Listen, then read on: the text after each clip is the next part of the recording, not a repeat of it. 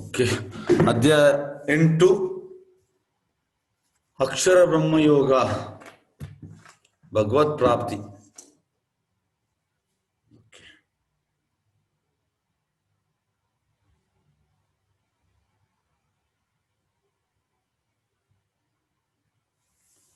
ಅರ್ಜುನನ್ನು ಹೀಗೆ ಪ್ರಶ್ನಿಸಿದನು, ಪ್ರಭುವೇ, ಪರಮ ಪುರುಷನೇ, ಯಾವುದು ಬ್ರಹ್ಮನ್, ಯಾವುದು ಆತ್ಮ, ಕರ್ಮ ಯಾವುದು, ಈ ಐಕ ಅಭಿವ್ಯಕ್ತಿ ಯಾವುದು, ದೇವತೆಗಳು ಯಾರು, ದಯವಿಟ್ಟು ಇದನ್ನು ನನಗೆ ವಿವರಿಸು.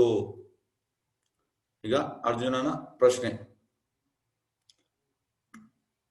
ಬ್ರಹ್ಮನ್ ಅಂದ್ರೆ ಅಂತ, ಆತ್ಮ ಅಂದ್ರೆ ಅಂತ, ಕರ್ಮ ಅಂದ್ರೆ ಅಂತ, ಮತ್ತೆ ಈ ಐಕ ಅಭಿವ್ಯಕ್ತಿ ಯಾವುದು, ದೇವತೆಗಳು ಯಾರು, ದಯವಿಟ್ಟು ಇದನ್ನು ನನಗೆ ವಿವರಿಸು.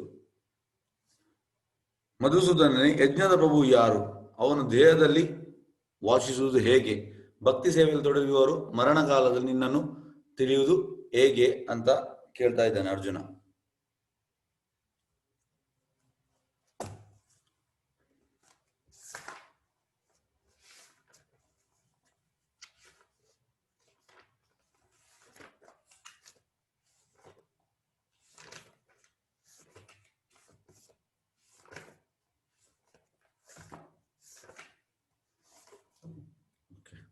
ನೆಕ್ಸ್ಟ್ ಸ್ಲೈಡ್ಸ್ ಹೋಗುವ.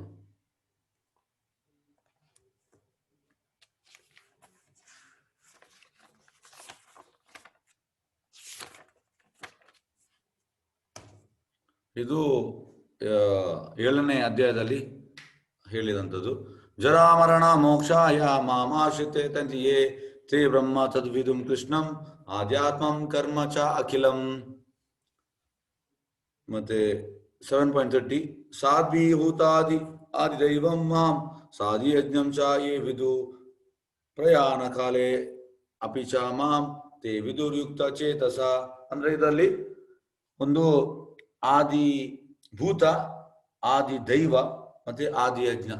ನೋಡಿ, ನಮ್ಗೆ ನಾವು ಮೂವರು ಕೂಡ ಹೆಲ್ಪ್ ತಗೊಳ್ತಾ ಇದ್ದೇವೆ. ಅಂದ್ರೆ ಆದಿಭೂತ ಅಂದ್ರೆ ಈ ನೇಚರ್ ಇದು ಹೆಲ್ಪ್ ತಗೊಳ್ತಾ ಇದ್ದೇವೆ. ಮತ್ತೆ ಆದಿ ದೈವ ಅಂದ್ರೆ ದೇವತೆಗಳು ಕೂಡ ಹೆಲ್ಪ್ ತಗೊಳ್ತಾ ಇದ್ದೇವೆ. ನೋಡಿ, ನಮ್ಗೆ ಮಳೆ ಬರ್ತದೆ, ಇಂದ್ರನಿಂದ ಮಳೆ ಬರ್ತದೆ, ಮತ್ತೆ ಸೂರ್ಯ ಮತ್ತು ಚಂದ್ರರಿಂದ ನಮಗೆ ಬೆಳಕು, ಹಗಲು ಹೊತ್ತಲ್ಲಿ ಮತ್ತೆ ರಾತ್ರಿ ನಮ್ಗೆ ಬೆಳಕು ಬರ್ತದೆ. ಹಾಗಾಗಿ ನಾವು ಪೂರ್ತಿ ಡಿಪೆಂಡ್ ಆಗಿದ್ದೇವೆ. ಮತ್ತೆ ಆದಿ ಯಜ್ಞ ಅಂದ್ರೆ ಕೃಷ್ಣನಲ್ಲಿ ಡಿಪೆಂಡ್. ಹಾಗಾಗಿ ನಾವು ಡಿಪೆಂಡ್ ಆಗಿದ್ದೇವೆ ಪೂರ್ತಿ. ಆದ್ರೂ ಕೂಡ ನಮ್ದು ಎಂತಂದ್ರೆ ಅದು ಅಹಂ ಬಿಡುವುದಿಲ್ಲ. ನಾವು ಹೇಳುದು ನಾವು ಪೂರ್ತಿ ಇಂಡಿಪೆಂಡೆಂಟ್ ಇಲ್ಲ, ನಾವು ಎಲ್ಲಾ ವಿಷಯದಲ್ಲಿ ಡಿಪೆಂಡೆಂಟ್. ಇದು ಅದಕ್ಕೆ ಅವನ ಪ್ರಶ್ನೆಗೆ ಉತ್ತರ. ಎಸ್, ಈಗ ಇದನ್ನು ನಾವು ಇಲ್ಲಿ ಒಂದು ಟೇಬಲ್ ತರ ಮಾಡಿದ್ದೇವೆ. ಫಸ್ಟ್ ಇದು ಅವನ ಪ್ರಶ್ನೆ, ಬ್ರಹ್ಮನ್. ಫಸ್ಟ್ ಇದು ಶ್ಲೋಕದಲ್ಲಿ ಕೇಳ್ತಾನೆ, ಬ್ರಹ್ಮನ್ ಅಂದ್ರೆ ಆತ್ಮ, ನಾಶವಿಲ್ಲದ ಜೀವಾತ್ಮ. ಮತ್ತೆ ಆಧ್ಯಾತ್ಮ, ದೇಹದ ನಿಯಂತ್ರಕ, ಜೀವಿಯ ಸ್ವರೂಪ, ಜೀವಿಯರ ಸ್ವರೂಪ ಹೋಯ್ ನಿತ್ಯ ಕೃಷ್ಣ ದಾಸ್. ನಮ್ಮ ಜೀವಿಯ ಸ್ವರೂಪ ಅಂತಂದ್ರೆ ನಾವು ಕೃಷ್ಣನ ನಿತ್ಯ ದಾಸರು. ಕರ್ಮ ಅಂದ್ರೆ ಅಂತ, ಕೆಲಸ, ಫಲಪ್ರದ ಚಟುವಟಿಕೆಗಳು, ಭೌತಿಕ ದೇಹಕ್ಕೆ ಕಾರಣವಾಗುವ ಕ್ರಿಯೆಗಳು. ಅಂದ್ರೆ ಆಚಾರ್ಯ ಹೇಳ್ತಾರೆ, ಈ ಭೌತಿಕ ಲೋಕದಲ್ಲಿ ನಿಮ್ಗೆ ಹಣ ಗಳಿಸಬೇಕಿದ್ರೆ ನೀವೆಂತಾದ್ರೂ ಕೆಲಸ ಮಾಡಲೇಬೇಕು, ಅದು ಕರ್ಮ. ಆದ್ರೆ ಯೋಗ ಅಂದ್ರೆ ಕೃಷ್ಣನಲ್ಲಿ ಸೇರಿಸುವುದು. ಭೌತಿಕ ಪ್ರಕೃತಿ ಅದು ಆದಿಭೂತ.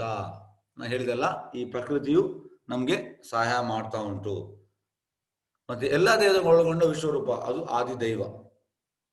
ಪರಮಾತ್ಮ ಆದಿ ಯಜ್ಞ, ನಮ್ಮ ಹೃದಯದಲ್ಲಿ ಪರಮಾತ್ಮನಾಗಿದ್ದಾನೆ. ಹಾಗಾಗಿ ಅವನ ಸಹಾಯ ಕೂಡ ನಾವು ತಗೊಳ್ತಾ ಇದ್ದೇವೆ, ಯಜ್ಞದ ಭೋಕ್ತ. ಎಲ್ಲರ ಹೃದಯದಲ್ಲಿ ಆದಿ ಯಜ್ಞ ಎಲ್ಲಿ ವಾಸಿಸುತ್ತಾನೆ.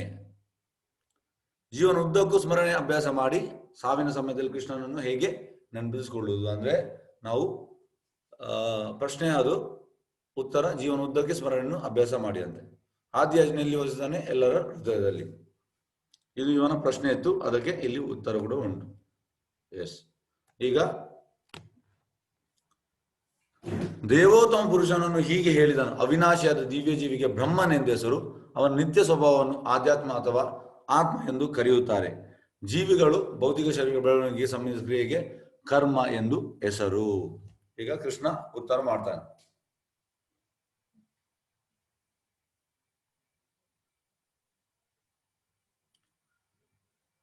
ನೋಡಿ, ನಿಮ್ಗೆ ಇಲ್ಲಿ ಕಾಣ್ತದಲ್ಲ, ಅದೇ ಎಂತ ಹೇಳುದು, ದೇಹಿನಸ್ಮಿ ಯಥಾ ದೇಹೇ ಕೌಮಾರಂ ಯೌವನಂ ಜರ ತಥಾ ದೇಹಾಂತರ ಪ್ರಾಪ್ತಿ ಧೀರಸ್ತತ್ರ ನ ಮುಹ್ಯತೆ. ಅಂದ್ರೆ ನಮ್ಮ ದೇಹ ಚೇಂಜ್ ಆಗ್ತಾ ಇರ್ತದೆ, ಆದರೆ ಆತ್ಮವು ಚೇಂಜ್ ಆಗುವುದಿಲ್ಲ.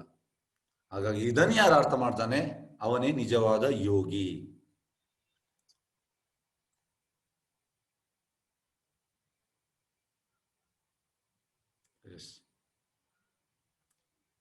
ಒಂದು ನಿಮಿಷ,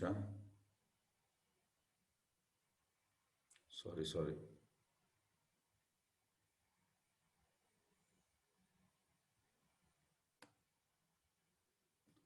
ಶರೀರಧಾರಿಗಳ ಅತ್ಯಂತ ಶ್ರೇಷ್ಠ ಅರ್ಜುನನೇ ಸದಾ ಬದಲಾಗುತ್ತಿರುವ ಭೌತಿಕ ಪ್ರಕೃತಿಗೆ ಆದಿಭೂತ ಎಂದ ಹೆಸರು. ಸೂರ್ಯಚಂದ್ರರಂಥ ದೇವತೆಗಳನ್ನು ಒಳಗೊಳ್ಳುವ ವಿರಾಟ್ ರೂಪಕ್ಕೆ ಆದಿದೈವ ಎಂದ ಹೆಸರು. ಎಲ್ಲಾ ಶರೀರಧಾರಿಗಳ ಹೃದಯ ಭಗವಂತನಗಳಲ್ಲಿ ಪರಮಾತ್ಮನಿಂದ ಪ್ರತಿನಿಧಿತವಾಗುತ್ತದೆ. ನನಗೆ ಪರಮಪ್ರಭುಗೆ ಆದಿ ಯಜ್ಞದ ಪ್ರಭು ಎಂದು ಹೆಸರು. ಇದು ಕ್ಲಿಯರ್ ಆಯ್ತು ನಿಮ್ಗೆ? ಆದಿಭೂತ, ಆದಿದೈವ ಮತ್ತೆ ಆದಿ ಯಜ್ಞ. ಓಕೆ,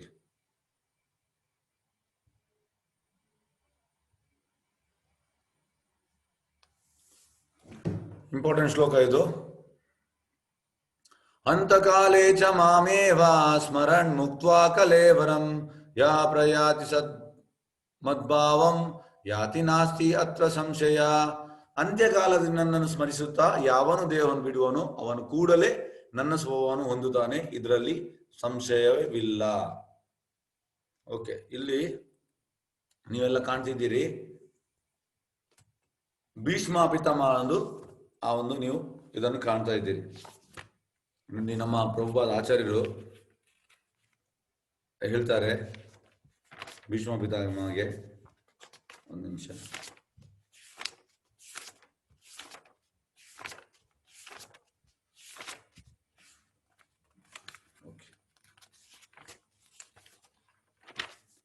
ಆಚಾರ್ಯ ಹೇಳ್ತಾರೆ ಇಲ್ಲಿ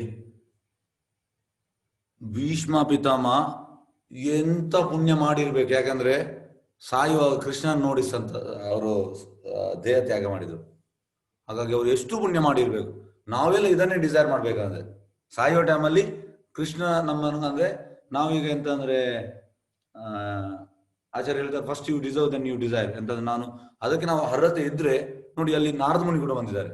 ಕೃಷ್ಣ ನಾರದ ಮುನಿ ಬರೋದು ಇದಕ್ಕೆ ಮಿಗಿಲಾಗಿ ಯಾವುದು ಬೇಕಾ ಅಂತ ಕೇಳ್ತಿದ್ದಾರೆ ಆಚಾರ್ಯ ಪ್ರಭುಪಾದ. ನೋಡಿ, ಅವರಿಗೆ ಆ ಒಂದು ಖುಷಿಯಲ್ಲಿ ಕೃಷ್ಣನ್ ನೋಡ್ತಾ ಅವರು ದೇಹ ತ್ಯಾಗ ಮಾಡಿದ್ರು. ಹಾಗಾಗಿ ನಾವು ಕೂಡ ಇದನ್ನೇ ಆಚಾರ್ಯ ಹೇಳ್ತಾರೆ, ನಾವು ಕೂಡ ಇದನ್ನೇ ಇದು ಮಾಡ್ಬೇಕಂತೆ, ನಮ್ದು ಕೂಡ ಇಚ್ಛೆ ಇದೇ ಆಗಿರ್ಬೇಕಂತ ಆಚಾರ್ಯ ಹೇಳ್ತಾರೆ.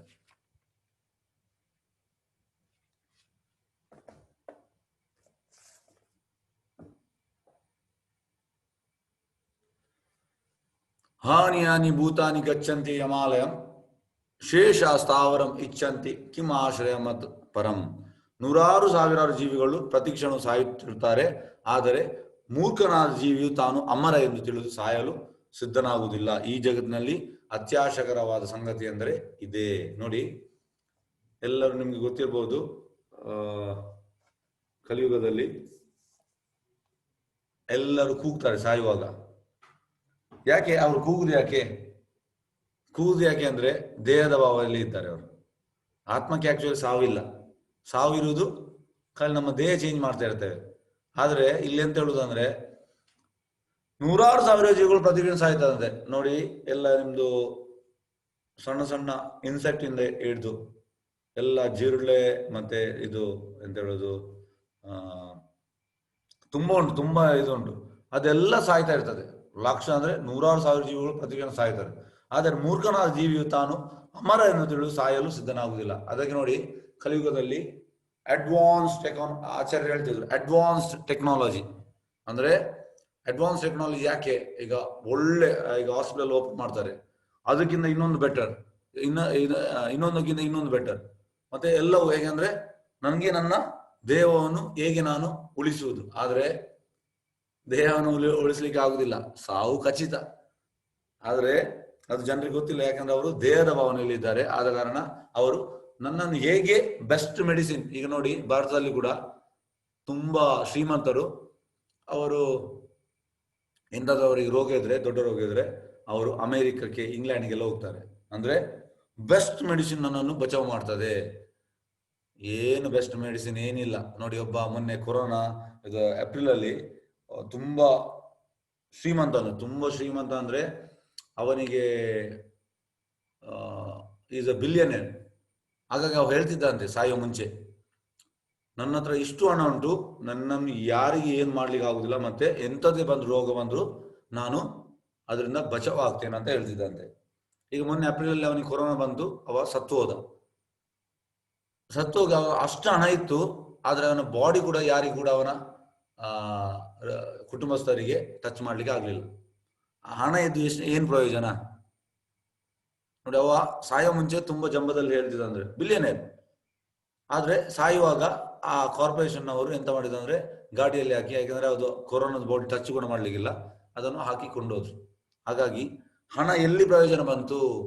ಹಣ ಪ್ರಯೋಜನ ಬರುವುದಿಲ್ಲ. ಹಾಗಾಗಿ ಜನರಿಗೆ ಎಂತ ಅಂದ್ರೆ, ಜನರು ದೇಹದ ಭಾವನೆಯಲ್ಲಿದ್ದಾರೆ. ಹಾಗಾಗಿ ಅವರಿಗೆ ಇದು ಗೊತ್ತಿಲ್ಲ, ಆತ್ಮಕ್ಕೆ ಸಾವಿಲ್ಲ. ಆತ್ಮ ಎಂತ ಮಾಡ್ತದೆ ಅಂದ್ರೆ ನಿಮ್ಮ ಕರ್ಮಾನುಸಾರ ಸತ್ತ ಮೇಲೆ ಇನ್ನೊಂದು ದೇಹಕ್ಕೆ ಸೇರ್ತದೆ. ಹಾಗಾಗಿ ಆಚಾರ್ಯ ಹೇಳುದು, ನಾವು ಕೃಷ್ಣ ಪ್ರಜ್ಞೆಯಲ್ಲಿ ತೊಡಗಿದ್ದಾರೆ, ಮತ್ತೆ ನೆಕ್ಸ್ಟ್ ನಿಮ್ಗೆ ಜನ್ಮ ಇಲ್ಲ. ಹಾಗಾಗಿ ಇದನ್ನು ನಾವು ಅರ್ಥ ಮಾಡಬೇಕು. ಇದು ನಿಜವಾದ ಜ್ಞಾನ. ಓಕೆ, ಇದು ಕೂಡ ಇಂಪಾರ್ಟೆಂಟ್ ಶ್ಲೋಕ. ಯಂ ಯಂ ವಾಪಿ ಸ್ಮರನ್ ಭಾವಂ ತ್ಯಜತೆ ಅಂತ ಕಲೇವರಂ ತಂ ತಂ ಏವೇತಿ ಕೌಂತೆಯ ಸದಾ ತದ್ಭಾವ ಭಾವಿತ. ಕುಂತಿಯ ಮಗನಾದ ಅರ್ಜುನನೇ, ವ್ಯಕ್ತಿಯು ತನ್ನ ದೇಹವನ್ನು ಬಿಡುವಾಗ ಯಾವ ಭಾವವನ್ನು ಸ್ಮರಿಸುವನೋ ಅದೇ ಭಾವವನ್ನು ನಿಶ್ಚಯವಾಗಿಯೂ ಪಡೆಯುವನು. ಇದಕ್ಕೆ ಉದಾಹರಣೆ ಇದು ಭರತ್ ಮಹಾರಾಜ್. ಇದು ಎಕ್ಸಾಂಪಲ್.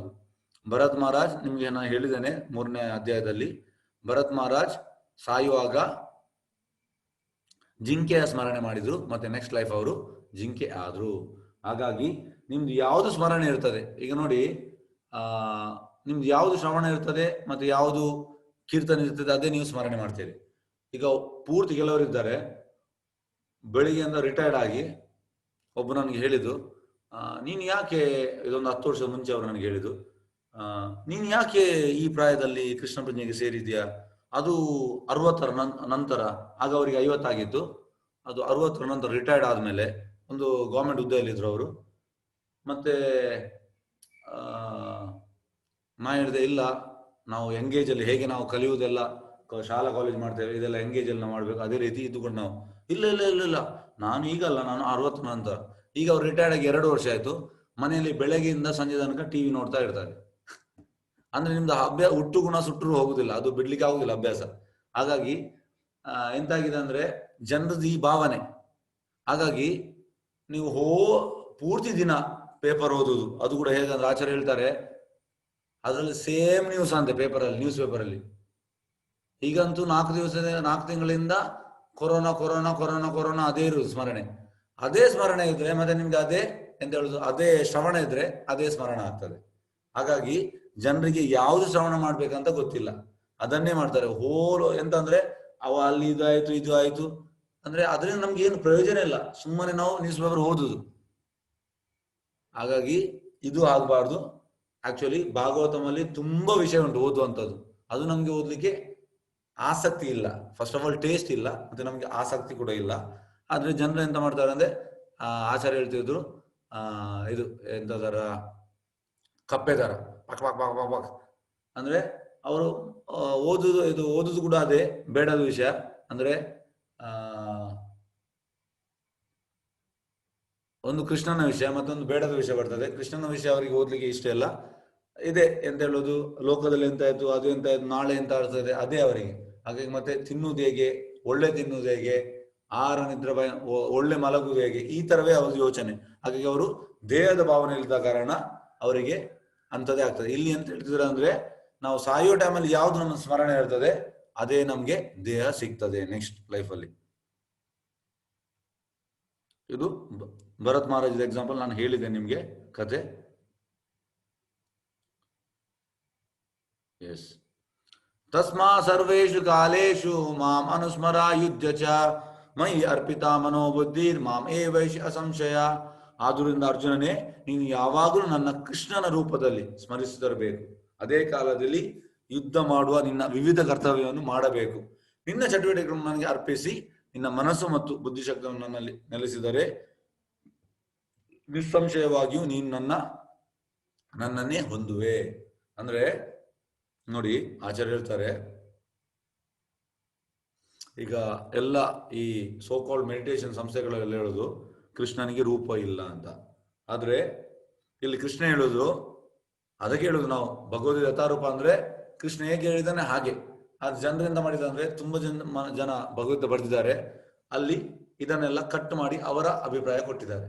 ಇಲ್ಲಿ ಕೃಷ್ಣ ಹೇಳುವುದು, ಅದನ್ನು ಅರ್ಜುನನೇ ನೀನು ಯಾವಾಗಲೂ ನನ್ನ ಕೃಷ್ಣನ ರೂಪದಲ್ಲಿ ಸ್ಮರಿಸ್ತಿರಬೇಕು.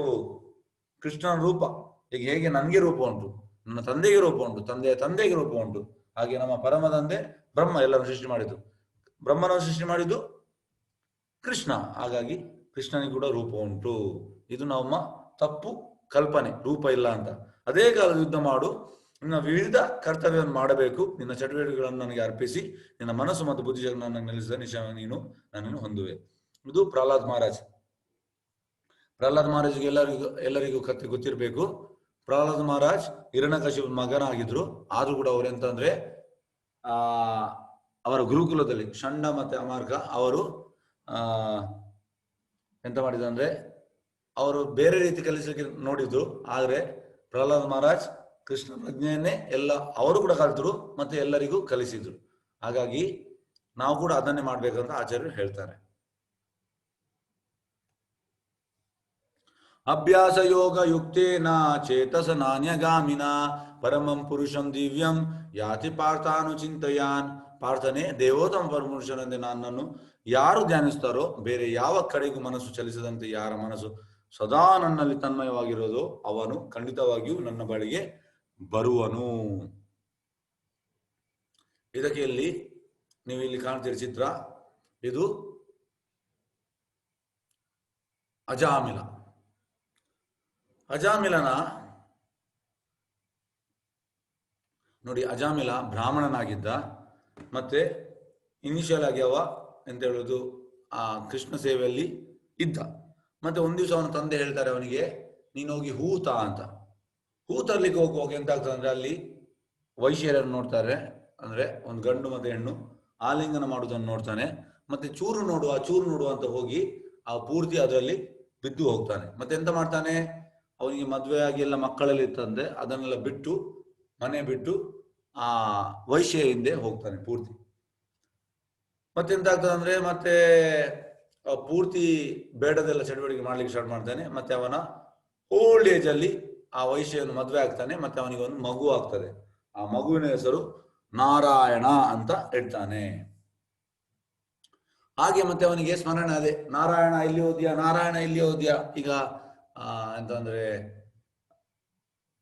ಅಜ್ಜಂದಿರಿಗೆ, ಅಜ್ಜ ಮತ್ತೆ ಅಜ್ಜಿಗೆ ಯಾವಾಗಲೂ ಅವ್ರಿಗೆ ಮೊಮ್ಮಕ್ಕಳು ಇದ್ರೆ ಮನೆಯಲ್ಲಿ ಅವರು ಆ ಮಗುವಿನ ಹಿಂದೆ ಇರ್ತಾರೆ.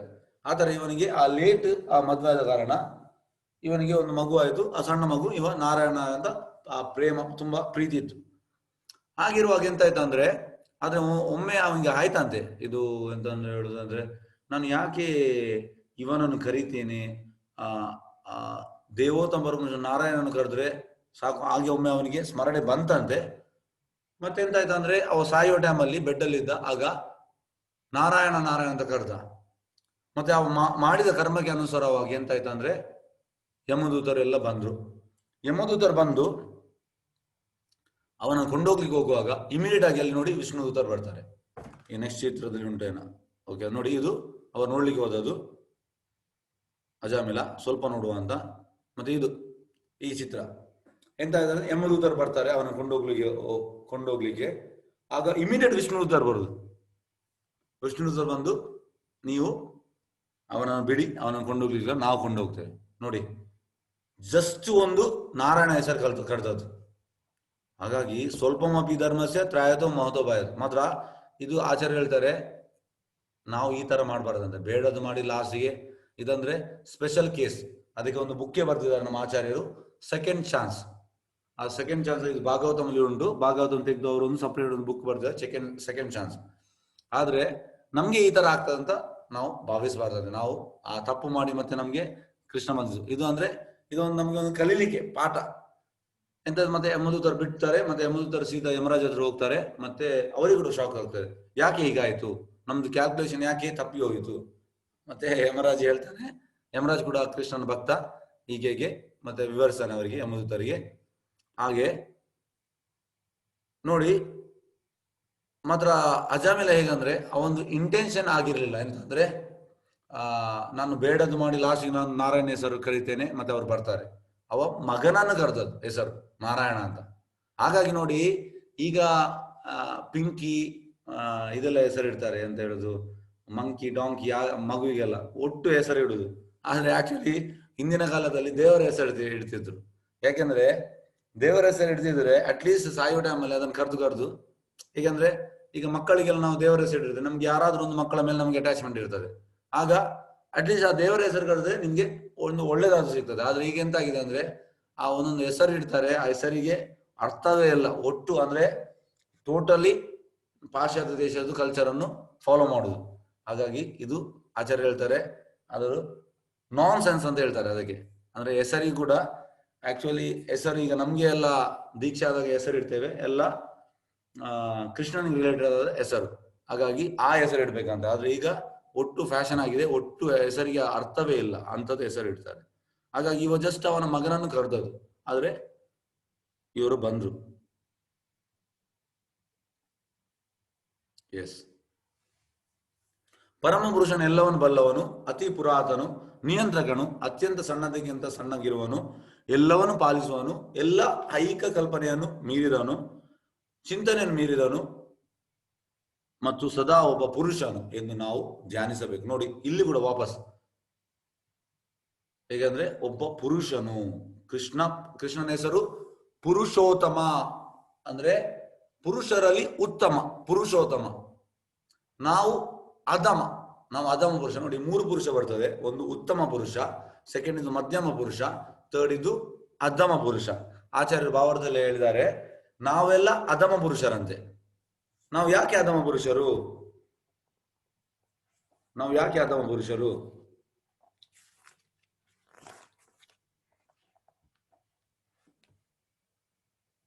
ಆಚಾರ್ಯರು ಹೇಳ್ತಾರೆ ಯಾಕೆಂದ್ರೆ ನಾವು ಭೋಗ್ತಾರ ಅಂತ ಭಾವಿಸ್ತೇವಂತೆ, ನಾವು ಎಂಜಾಯರ್.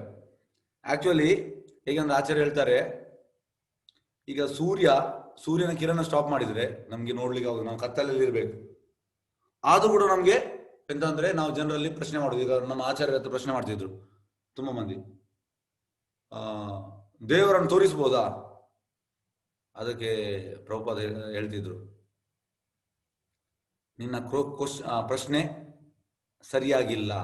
ಯಾಕೆ ಸರಿಯಾಗಿಲ್ಲ? ಅವ್ರು ಹೇಳ್ತಿದ್ದ ಯಾಕೆ ಸರಿಯಾಗಿಲ್ಲ.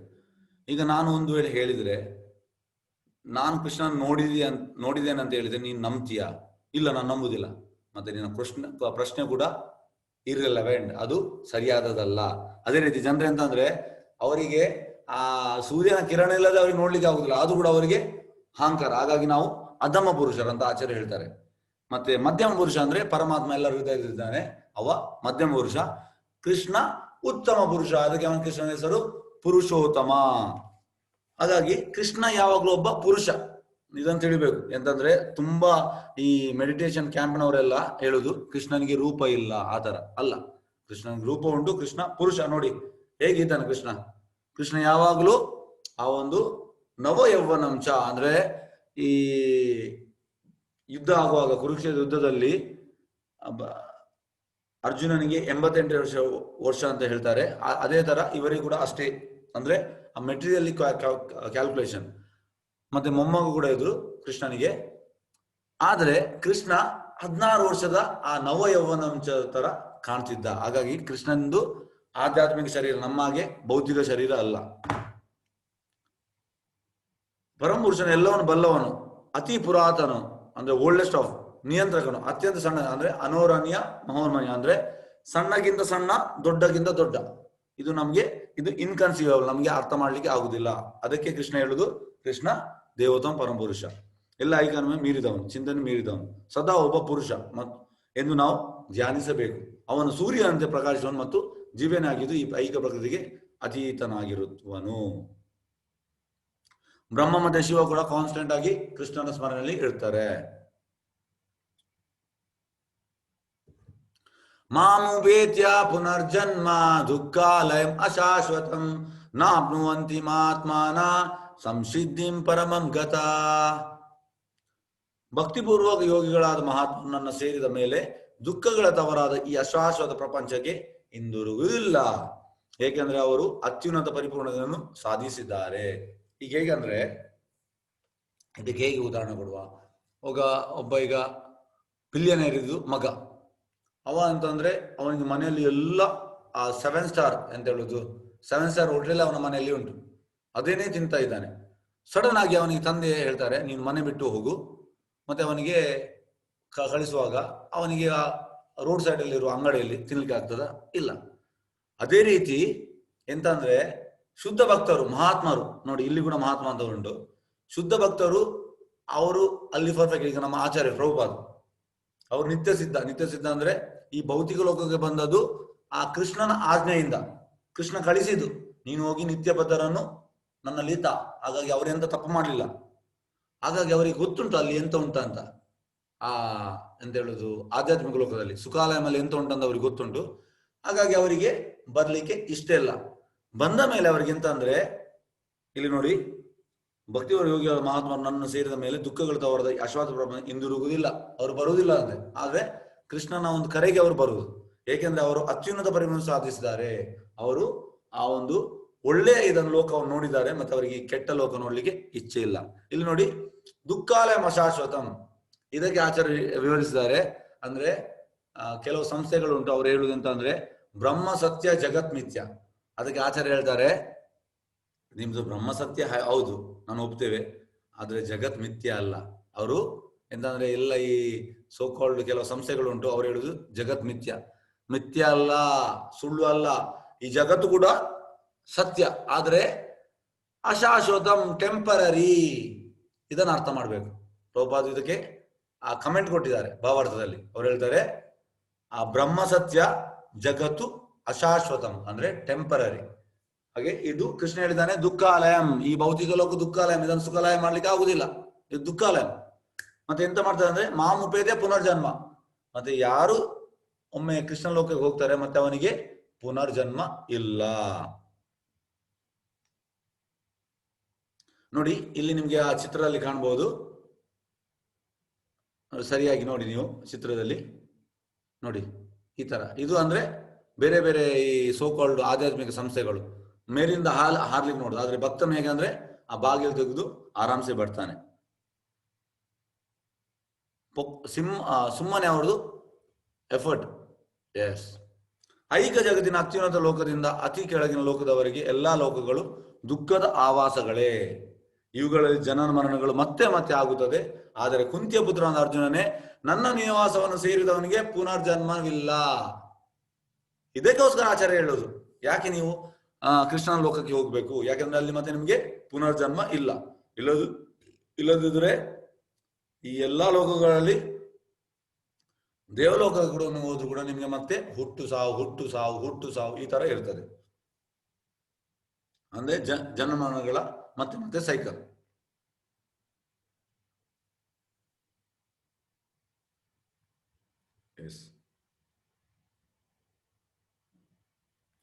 ಮನುಷ್ಯರ ಲೆಕ್ಕದ ಪ್ರಕಾರ 1000 ಯುಗಗಳು ಸೇರಿ ಬ್ರಹ್ಮನ ಒಂದು ದಿನ, ಅವನ ರಾತ್ರಿ ಇಷ್ಟೇ ಅವಧಿ. ಬ್ರಹ್ಮನ ಹಗಲಿನ ಪ್ರಾರಂಭದಲ್ಲಿ ಎಲ್ಲಾ ಜೀವಿಗಳು ಅವ್ಯಕ್ತ ಸ್ಥಿತಿಯಿಂದ ಅಭಿವ್ಯಕ್ತ ಪಡೆಯುತ್ತಾರೆ. ಅನಂತರ ರಾತ್ರಿ ಆದಾಗ ಅವರು ಮತ್ತೆ ಅವ್ಯಕ್ತದಲ್ಲಿ ಲೀನರಾಗುತ್ತಾರೆ. ಮತ್ತೆ ಮತ್ತೆ ಬ್ರಹ್ಮನಿಗೆ ಹಗಲಾದಾಗ ಈ ಎಲ್ಲ ಜೀವಿಗಳು ಮತ್ತೆ ಹುಟ್ಟುತ್ತದೆ. ಬ್ರಹ್ಮನಿಗೆ ರಾತ್ರಿ ಆಗದ ಅವೆಲ್ಲವೂ ನಿಶ್ಚಯವಾಗಿ ನಾಶವಾಗುತ್ತದೆ. ಅಂದ್ರೆ ನಿಮ್ಗೆ ನಾನು ಲಾಸ್ಟ್ 4th ಚಾಪ್ಟರ್ ಅಲ್ಲಿ ಚಾರ್ಟ್ ತೋರಿಸಿದ್ದೇನೆ. ಆ ಚಾರ್ಟ್ ಅಲ್ಲಿ ಎಂತ ಉಳಿದಂದ್ರೆ ಅಲ್ಲಿ ಪಾರ್ಷಿಯಲ್ ಡಿವಾಸ್ಟೇಷನ್ ಅಂತ ಇತ್ತು. ಅಂದ್ರೆ ಕೃಷ್ಣನ ಆ ಒಂದು ದಿನ ಆಗುವಾಗ ಪೂರ್ತಿ ಎಲ್ಲ ಅಂದ್ರೆ ಆ ಒಂದು ಪಾರ್ಷಿಯಲ್ ಪ್ರಳಯ ಆಗ್ತದೆ, ಮತ್ತೆ ವಾಪಸ್ ಹಗಲಾದಾಗ ವಾಪಸ್ ಹುಡ್ತದೆ. ಅದೇ ರೀತಿ ಕೃಷ್ಣ ಅಂತದ್ದು 100 ವರ್ಷ ಬದುಕ್ತಾನೆ, ಆಗ ಪೂರ್ತಿ ಪ್ರಳಯ ಆಗ್ತದೆ. ಆಗ ಬ್ರಹ್ಮ ಕೂಡ ಆ ಮಹಾವಿಷ್ಣುನ ಒಳಗೆ ಹೋಗ್ತಾನೆ. ಇದು ನಿಮ್ಗೆಲ್ಲರಿಗೂ ಗೊತ್ತುಂಟು. ಎಸ್, ಆದರೆ ಇನ್ನೊಂದು ಅವ್ಯಕ್ತವಾದ ಪ್ರಕೃತಿ ಇದೆ, ಅದು ನಿತ್ಯವಾದದ್ದು ಮತ್ತು ಈ ವ್ಯಕ್ತಿ ಮತ್ತು ಅವ್ಯಕ್ತ ಜಡವಸ್ಸಿಂದ ಮೀರಿದು. ಅದು ಪರಮೋನ್ನತವಾದದ್ದು ಮತ್ತು ಎಂದೂ ನಾಶವಾಗುವುದಿಲ್ಲ. ಈ ಜಗತ್ತಿನ ಎಲ್ಲ ನಾಶವಾದಾಗ ಅದು ಆ ಭಾಗವು ಇದ್ದಂತೆ ಇರುತ್ತದೆ. ಇದು ಕೃಷ್ಣನ ಧಾಮ. ಈಗ ಹೇಗಂದ್ರೆ ಆ ಇಲ್ಲಿ ಪ್ರೀವಿಯಸ್ ಶ್ಲೋಕದಲ್ಲಿ ನಾವು ಹೇಳಿದಂತ ಅಂದ್ರೆ ಬ್ರಹ್ಮಂದು ದಿನ ಆದಾಗ ಪ್ರಳಯ ಆಗ್ತದೆ, ಹಾಗೆ ಅವನು ಎಂತ ಹೇಳುದು ರಾತ್ರಿ ಆದಾಗ ವಾಪಸ್ ಕ್ರಿಯೇಷನ್ ಆಗ್ತದೆ. ಆದರೆ ಅಲ್ಲಿ ಪ್ರಳಯ ಆಗುವಾಗ ಕೃಷ್ಣನ ಧಾಮ ಹಾಗೆ ಇರ್ತದೆ, ಅದಕ್ಕೆ ಪ್ರಳಯ ಆಗುದಿಲ್ಲ. ಹಾಗಾಗಿ ಇದನ್ನು ನಾವು ತಿಳಿಬೇಕು. ಇದು ಗೋಲೋಕ ಚಾರ್ಟ್, ನೀವೇ ಟೈಪ್ ಮಾಡಿ ನಿಮ್ಗೆ ನೋಡ್ಬೋದು. ಗೋಲೋಕ ಚಾರ್ಟ್ ಅಲ್ಲಿ ಎಲ್ಲ ಡೀಟೇಲ್ ಆಗಿ ಉಂಟು ನೋಡಿ. ಇಲ್ಲಿ ನಿಮ್ಗೆ ಕಾಣ್ತದಲ್ಲ, ಇಲ್ಲಿ ನಿಮ್ಗೆ ಕಾಣ್ತದೆ ಇದು ಗರ್ಭೋದಕ್ಷ ವಿಷ್ಣು. ಗರ್ಭೋದಕ್ಷ ವಿಷ್ಣುವಿನ ಹೊಕ್ಕಲಿನಿಂದ ಬ್ರಹ್ಮ ಹುಟ್ಟುದು. ಇಲ್ಲಿ ಮೇಲೆ ಬ್ರಹ್ಮನ ಕೆಳಗೆ, ಒಂದು ನಿಮಿಷ ಲಾರ್ಜ್ ಮಾಡ್ತೇನೆ.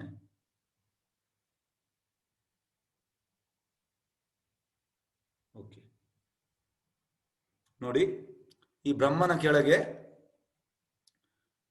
ಫಸ್ಟ್ ಈಗ ಬ್ರಹ್ಮಲೋಕ, ಅದೇ ಸತ್ಯಲೋಕ ಅಂದ್ರೆ ಬ್ರಹ್ಮಲೋಕ, ಮತ್ತೆ ತಪಲೋಕ, ಜನಲೋಕ, ಮಹಾರ್ಲೋಕ, ಸ್ವರ್ಗಲೋಕ, ಭೂವರ್ಲೋಕ, ಮತ್ತೆ ನಮ್ದು ಭೂಲೋಕ.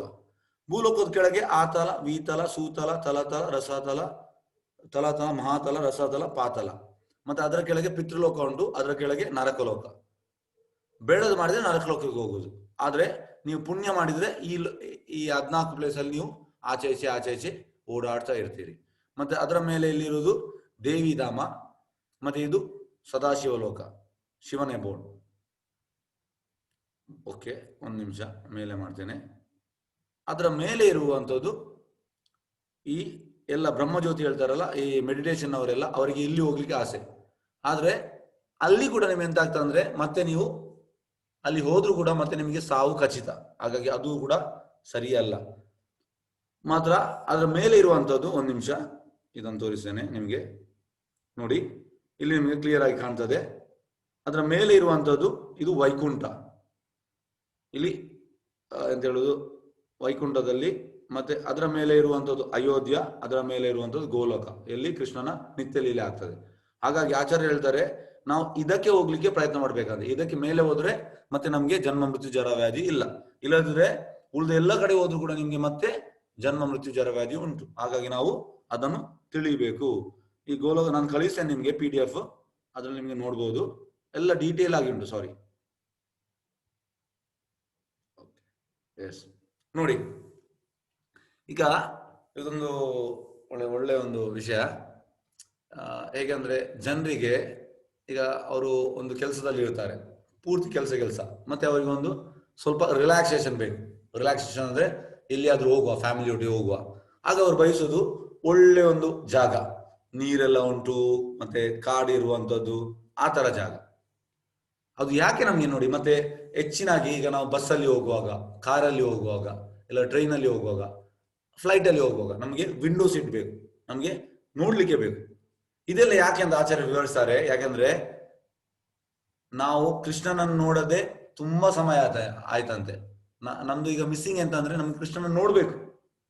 ಆ ತರ ಅದಕ್ಕೆ ಈ ಆಧ್ಯಾತ್ಮಿಕ ಲೋಕದಲ್ಲಿ, ಕೃಷ್ಣನ ಲೋಕದಲ್ಲಿ ಈ ತರ ಉಂಟು.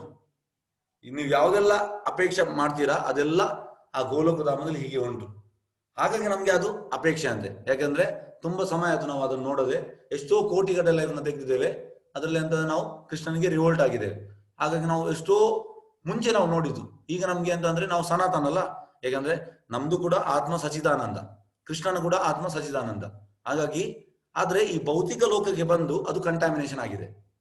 ಒರಿಜಿನಲಿ ಆಚಾರ್ಯ ಹೇಳ್ತಾರೆ, ಒರಿಜಿನಲಿ ಅದು ಪ್ಯೂರ್ ಅಂತೆ, ಗೋಲ್ಡ್ ತರ. ಆದ್ರೆ ಗೋಲ್ಡ್ ಅಂತಂದ್ರೆ ಮಣ್ಣಿನೊಳಗೆ ಹೋಗಿ ಅದು ಕಂಟಾಮಿನೇಷನ್ ಆಗ್ತದೆ. ಮಾತ್ರ ಕೆಮಿಕಲ್ ಹಾಕಿದ ಮೇಲೆ, ಕ್ಲೀನ್ ಮಾಡಿದ ಮೇಲೆ ಅದು ಪ್ಯೂರ್ ಆಗ್ತದೆ. ಅದೇ ರೀತಿ ನಾವು ಕೂಡ ಆತ್ಮವು ಪ್ಯೂರ್. ಆದ್ರೆ ಮೆಟೀರಿಯಲ್ ಕಂಟಾಮಿನೇಷನ್ ಎಂತಾಗಿದೆ ಅಂದ್ರೆ ಅದು ಇಂಪ್ಯೂರ್ ಆಗಿದೆ. ಹಾಗಾಗಿ ಮತ್ತೆ ಅದನ್ನು ಪ್ಯೂರ್ ಮಾಡಬೇಕು ಅಂತ ಆಚಾರ್ಯರು ಹೇಳ್ತಾರೆ. ನೋಡಿ, ಇದೆಲ್ಲ ಪ್ರಾಣಿಗಳು. ಇದೆಲ್ಲವೂ ನಾನು ನಿಮ್ಗೆ ಹೇಳಿದ ಹಾಗೆ 5 ರಸ ಉಂಟು: ಶಾಂತ ರಸ, ದಾಸ್ಯ ರಸ, ಸಾಕ್ಯ ರಸ, ವಾತ್ಸಲ್ಯ ರಸ, ಮಾಧುರ್ಯ ರಸ. ಶಾಂತ ರಸ ಅಂದ್ರೆ ಈ ಪ್ರಾಣಿಗಳು ಎಲ್ಲ, ಈ ಎಲ್ಲ ಪ್ರಾಣಿಗಳು ಗೋಲೋಕದಲ್ಲಿ ಇದೆ, ಅದು ಶಾಂತ ರಸದಲ್ಲಿದೆ. ನವಿಲು, ಹಸು, ಮತ್ತೆ ಗಿಳಿ, ಇದೆಲ್ಲ ಉದಾಹರಣೆ ಕೊಡ್ತಾರೆ ಆಚಾರ್ಯರು. ಮತ್ತೆ ದಾಸ್ಯ ರಸಗೆ ಹನುಮಾನ್ದು ಎಕ್ಸಾಂಪಲ್ ಕೊಡ್ತಾರೆ. ಅಂದ್ರೆ ನಾವೆಲ್ಲ ಈಗ ಎಂತ ಹೇಳುದು, ಸಾಧಕರು, ನಾವೆಲ್ಲ ಸಾಧನ ಭಕ್ತರು, ನಾವೆಲ್ಲ ಆ ದಾಸ್ಯ, ನಾವು ಸೇವಕರ ಭಾವನದಲ್ಲಿ ಹೋಗ್ಬೇಕಂತೆ. ಹಾಗಾಗಿ ಅದು ದಾಸ್ಯ ರಸ. ಮತ್ತೆ ಮೂರನೇದು ಸಾಕ್ಯ, ಇದು ಅಡ್ವಾನ್ಸ್ಡ್ ಅಂದ್ರೆ ಇದು ನಾವು ಈಗ ಈ ಸ್ಟೇಜ್ ಅಲ್ಲಿ ನಮ್ಗೆ ಆ ರಸ ಹೋಗ್ಲಿಕ್ಕೆ ಆಗುದಿಲ್ಲ, ಅದಕ್ಕೆ ರಾಗಾನುಗ ಭಕ್ತಿ. ಈಗ ಅರ್ಜುನ ಮತ್ತೆ ಸುಧಾಮ ಮತ್ತೆ ಉದ್ಧವ ಇವರೆಲ್ಲ ಸಾಕ್ಯ ರಸ. ಹಾಗಾಗಿ ಅದು ಹೈಯರ್ ಅಡ್ವಾನ್ಸ್, ಅದಂದ್ರೆ ನಾವೀಗ ಸಾಧಕರು, ನಮ್ಗೆ ಇದು ಅನ್ವಯ ಆಗುದಿಲ್ಲ ಅದು ನಮ್ಗೆ, ಹಾಗಾಗಿ ನಮ್ಗೆ ದಾಸ್ಯ ನಾವು. ಮತ್ತೆ ನಾಲ್ಕನೇದು ಮಾಧುರ್ಯ, ನಾಲ್ಕನೇದು ವಾತ್ಸಲ್ಯ. ವಾತ್ಸಲ್ಯ ಅಂದ್ರೆ ಇಲ್ಲಿ ಯಶೋಧ ನಿಮ್ಗೆ ಕಾಣ್ತದೆ, ಆ ತಾಯಿಯ ಎಂತ ಹೇಳುದು ಮಗನಲ್ಲಿ ಎಂತ ಹೇಳುದು ಅಂದ್ರೆ, ಈಗ ಒಂದು ಮಗು ಇದ್ರೆ ತಾಯಿಗೆ ಅಂದ್ರೆ ಹಣ ಕೊಟ್ಟು ಪ್ರೀತಿ ಮಾಡುದಲ್ಲ, ಅದಂದ್ರೆ ಔಟ್ ಆಫ್ ಲವ್. ಅದೇ ರೀತಿ ಯಶೋದೆ ಕೂಡ ಅಂತೆ, ಅದು ವಾತ್ಸಲ್ಯ ರಸ, ಅದು ಕೂಡ ಹೈಯೆಸ್ಟ್, ನಾವು ಅದಕ್ಕೆ ಹೋಗ್ಲಿಕ್ಕೆ ಆಗುದಿಲ್ಲ, ಅದು ಕೂಡ ರಾಗಾನುಗ ಭಕ್ತಿ. ಮತ್ತೆ ಲಾಸ್ಟಿಗೆ ಮಾಧುರ್ಯ ಅಂದ್ರೆ ರಾಧಾರಾಣಿ ಎಲ್ಲ ಗೋಪಿಕೆಯರೆಲ್ಲ, ಅದು ಮಾಧುರ್ಯ ರಸ, ಇದು ತುಂಬಾ ಹೈಯೆಸ್ಟ್.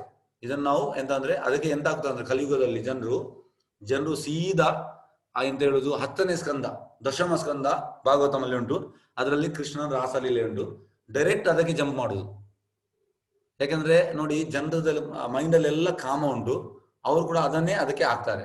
ಹಾಗಾಗಿ ಆಚಾರ್ಯ ಹೇಳ್ತಾರೆ, ನಾವು 1ನೇ ಸ್ಕಂದ, 2ನೇ ಸ್ಕಂದ, 3ನೇ ಸ್ಕಂದ ಆಗಿ ಫೈನಲ್ ಈ ಕ್ರಮಬದ್ಧವಾಗಿ ಮತ್ತೆ ನಾವು 10ನೇ ಸ್ಕಂದಕ್ಕೆ ಹೋಗ್ಬೇಕು. ಆಚಾರ್ಯ ಹೇಳ್ತಾರೆ, 9 ಸ್ಕಂದ ಓದಿದ ಮೇಲೆ ಅವ ಭಕ್ತನಾಗ್ತಾನೆ, ಮತ್ತೆ ಅವನಿಗೆ ಗೊತ್ತಾಗ್ತದೆ ಆ ಕೃಷ್ಣನ ಪೊಸಿಷನ್ ಎಂತ ಅಂತ. ಈಗ ಎಂತ ಮಾಡ್ತಾನೆ ಅಂದ್ರೆ, ಆ ರಾಸಲೀಲೆಯನ್ನು ಅವನ ಕಾಮಕ್ಕೆ ಹೋಲಿಸ್ತಾನೆ. ಅದು ಕಾಮ ಅಲ್ಲ, ಅದು ಪ್ರೇಮ, ಪ್ಯೂರ್ ಗೋಲ್ಡ್. ಎಂತಂದ್ರೆ ಆಧ್ಯಾತ್ಮಿಕ ಲೋಕದಲ್ಲಿ ಬಂಗಾರ ಇಲ್ಲಿ ಬರುವಾಗ ಅದು ಕಬ್ಬಿಣ ಆಗ್ತದಂತೆ. ಯಾಕಂದ್ರೆ ಜನರ ಮೆಂಟಾಲಿಟಿ, ಆ ಪ್ರಜ್ಞೆ ಆ ತರ ಉಂಟು. ಹಾಗಾಗಿ ಇದನ್ನು ಇಲ್ಲಿ ವಿವರಿಸ್ತಾರೆ ನೋಡಿ. ಇದು ತುಂಬಾ ಒಂದು ಇಂಪಾರ್ಟೆಂಟ್ ಶ್ಲೋಕ, ಇದರಲ್ಲಿ ತುಂಬಾ ಅಂದ್ರೆ ತುಂಬಾ ಡೀಪ್ ಮೀನಿಂಗ್ ಉಂಟು. ಓಕೆ,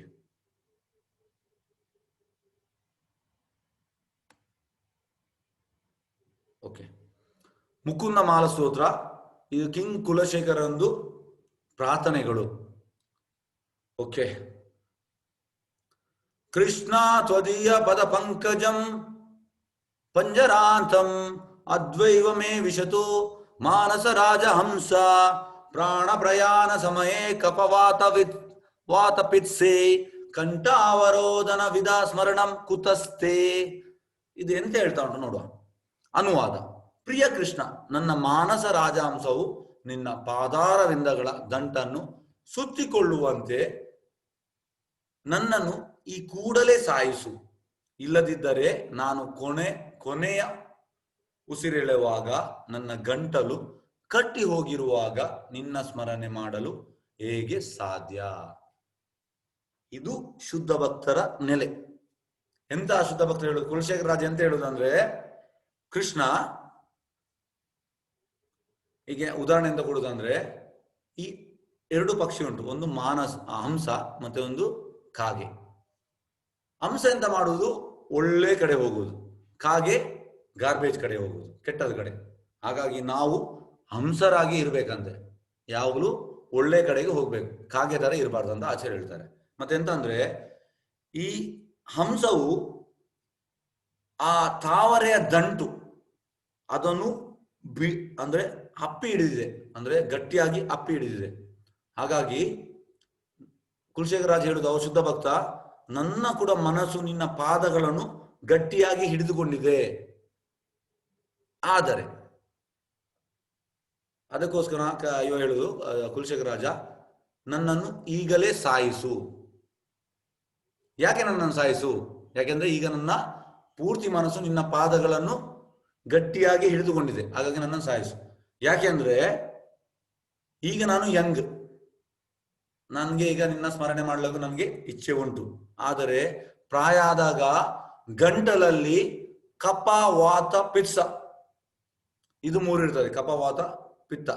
ಇದಿದ್ದ ಕಾರಣ ಎಂತಾಗ್ತದೆ ಅಂದ್ರೆ, ಮತ್ತೆ ನನಗೆ ನಿನ್ನ ಸ್ಮರಣೆ ಮಾಡ್ಲಿಕ್ಕೆ ಆಗುದಿಲ್ಲ, ಆಗ ಗ್ಯಾರಂಟಿ ಇಲ್ಲ, ಆಗ ನಾನು ಪತನಗೊಳ್ತೇನೆ. ಈಗ ನನಗೆ ಸ್ಮರಣೆ ಮಾಡ್ಲಿಕ್ಕೆ ಆಗ್ತದೆ, ಹಾಗಾಗಿ ಈಗಲೇ ನನ್ನನ್ನು ಕೊಂಡೋಗು. ನೋಡಿ ಎಂತ ಬ್ಯೂಟಿಫುಲ್ ಮೀನಿಂಗ್ ಇದರಲ್ಲಿ. ಕೊನೆಯ ಉಸಿರಿರುವಾಗ ನನ್ನ ಗಂಟಲು ಕಟ್ಟಿ ಹೋಗಿರುವಾಗ ನಿನ್ನ ಸ್ಮರಣೆ ಮಾಡಲು ಹೇಗೆ ಸಾಧ್ಯ? ಶುದ್ಧ ಭಕ್ತರ ಯಾವಾಗಲೂ ಮೆಡಿಟೇಷನ್ ಇದೆ. ಅಂದ್ರೆ ಈಗ ನನ್ನ ಕೊಂಡೋಗು, ಈಗ ಕೊಂಡೋಗು. ನಾವು ಹಾಗೆಲ್ಲ, ನಾವು ಇನ್ನು ಕೂಡ ಹೇಗೆ ನಾನು ಎಂತ ಹೇಳುದು, ಬದುಕುದು, ಒಳ್ಳೆ ಟ್ರೀಟ್ಮೆಂಟ್, ಒಳ್ಳೆ ಡಾಕ್ಟರ್ ಹತ್ರ ಹೋಗುವ, ಒಳ್ಳೆ. ಆದ್ರೆ ಶುದ್ಧ ಭಕ್ತರು ಹೀಗಿಲ್ಲ. ಹಾಗಾಗಿ ನಮ್ಗೆ ಮತ್ತೆ ಶುದ್ಧ ಭಕ್ತರಿಗೆ ಅಜಗಜಾಂತರ ವ್ಯತ್ಯಾಸ ಉಂಟು. ಹಾಗೆ ಆಚಾರ್ಯ ಹೇಳ್ತಾರೆ, ಇದನ್ನು ನಾವು ಎಂತ ಹೇಳುದಂದ್ರೆ ನಮ್ಮ ಡೈಲಿ ಸ್ಮರಣೆಯಲ್ಲಿ ಇದು ಇರ್ಬೇಕಂತೆ. ಈ ಶ್ಲೋಕವು ಪ್ರತಿ ದಿವಸ ನಮ್ಮ ಮೈಂಡ್ ಅಲ್ಲಿ ಈ ಶ್ಲೋಕ ಇರ್ಬೇಕಂತ ಆಚಾರ್ಯ ಹೇಳ್ತಾರೆ.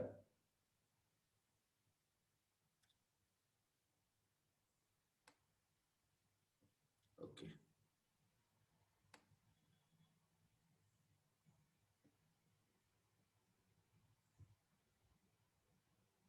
ಎಸ್. ವೇದೇಶು ಯಜ್ಞೇಶು ತಪೋಶೈವ ದಾನೇಶು ಯತ್ ಪುಣ್ಯಫಲಂ ಪ್ರದಿಷ್ಟಂ ಅತ್ಯೇತಿ ತತ್ ಸರ್ವಂ ಇದಂ ವಿದಿತ್ವ ಯೋಗಿ ಪರಂ ಸ್ಥಾನಂ ಉಪೇತಿ ಚಾದ್ಯಂ. ಭಕ್ತಿಪೂರ್ವಕ ಸೇವೆಯ ಮಾರ್ಗವನ್ನು ಸ್ವೀಕರಿಸುವವನು ವೇದಾಧ್ಯಯನ, ಯಜ್ಞಗಳ ಆಚರಣೆ, ದಾನ ಮಾಡುವುದು ಅಥವಾ ತಾತ್ವಿಕ ಮತ್ತು ಕಾಮ್ಯ ಕರ್ಮಗಳಿಂದ ಬರುವ ಫಲಗಳನ್ನು ಕಳೆದುಕೊಳ್ಳಬೇಕಾಗಿಲ್ಲ. ಭಕ್ತಿ ಸೇವೆ ಮಾಡಿದರೆ ಸಾಕು, ಆತನು ಇವೆಲ್ಲವನ್ನು ಪಡೆಯುತ್ತಾನೆ ಮತ್ತು ಕಡೆಯಲ್ಲಿ ಪರಮ ಶಾಶ್ವತ ನಿವಾಸವನ್ನು ಸೇರುತ್ತಾನೆ.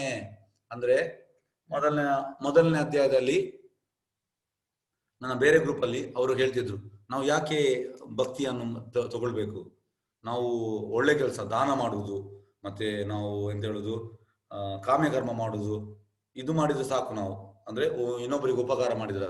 ಈ ಶ್ಲೋಕ ಎಂತ ಹೇಳ್ತದೆ ಅಂದ್ರೆ ನೋಡಿ, ಭಕ್ತಿಪೂರ್ವಕ ಸೇವೆ ಮಾರ್ಗವನ್ನು ಸ್ವೀಕರಿಸೋನು ವೇದಾಧ್ಯಯನ, ವೇದಗಳ ಅಧ್ಯಯನ, ಯಜ್ಞಗಳ ಆಚರಣೆ, ದಾನ ಮಾಡುವುದು ಅಥವಾ ತಾತ್ವಿಕ ಮತ್ತು ಕಾಮ್ಯ ಕರ್ಮಗಳಿಂದ ಬರುವ ಫಲಗಳನ್ನು ಕಳೆದುಕೊಳ್ಳಬೇಕಾಗಿಲ್ಲ. ಗಿಡದ ಬುಡಕ್ಕೆ ನೀರು ಹಾಕಿದ್ರೆ ನಿಮ್ಗೆ ಎಲ್ಲವೂ, ಇದರಲ್ಲಿ ಯಾವುದೆಲ್ಲ ಸಿಗ್ತದೆ ಎಲ್ಲವೂ ಸಿಗ್ತದಂತೆ. ಹಾಗಾಗಿ ಭಕ್ತಿ ಸೇವೆ ಮಾಡಿದ್ರೆ ಸಾಕು, ಆತನು ಇವೆಲ್ಲವನ್ನು ಪಡೆಯುತ್ತಾನೆ ಮತ್ತು ಕಡೆಯಲ್ಲಿ ಖಾಲಿ ಇದನ್ನು ಪಡೆಯುತ್ತಾನಲ್ಲ, ಕಡೆಯಲ್ಲಿ ನೋಡಿ ಪರಮ ಶಾಶ್ವತ ನಿವಾಸವನ್ನು ಸೇರುತ್ತಾನೆ. ಆ ಕೃಷ್ಣನ ಲೋಕಕ್ಕೆ ಹೋಗ್ಲಿಕ್ಕೆ ಅರ್ಹತೆಯನ್ನು ಪಡೆಯುತ್ತಾನೆ. ಹಾಗಾಗಿ ನಾವು ಭಕ್ತಿ ಸೇವೆಯನ್ನು ಮಾಡಬೇಕು. ಈ ಅಧ್ಯಾಯದ ಸಮ್ಮರಿ: ಅರ್ಜುನನ 8 ಪ್ರಶ್ನೆಗಳು ಉತ್ತರಿಸಲಾಗಿದೆ. ಕಿಂ ಬ್ರಹ್ಮ, ಸಾವಿನ ಸಮಯದ ಕೃಷ್ಣನು ನೆನಪಿಸಿಕೊಳ್ಳುವುದು. ತಸ್ಮಾ ಸರ್ವೇಶ್ ಕಾಲೇಶು ಯೋಗ ಮಿಶ್ರ ಭಕ್ತಿಯಿಂದ ಕೃಷ್ಣನನ್ನು ಸ್ಮರಿಸಿದು. ಓಂ ಇದಿ ಏಕಾಕ್ಷರಂ ಬ್ರಹ್ಮ. ಶುದ್ಧ ಭಕ್ತಿಯಿಂದ ಕೃಷ್ಣನನ್ನು ಸ್ಮರಿಸಿದು. ದುಃಖಾಲಯಂ ಅಶಾಶ್ವತಂ.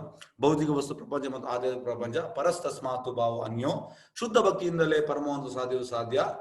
ಅತ್ಯೇತಿ ತತ್ ಸರ್ವಂ ಇದಂ ವಿದಿತ್ವ. ಎಸ್, ಒಂದು ನಿಮಿಷ.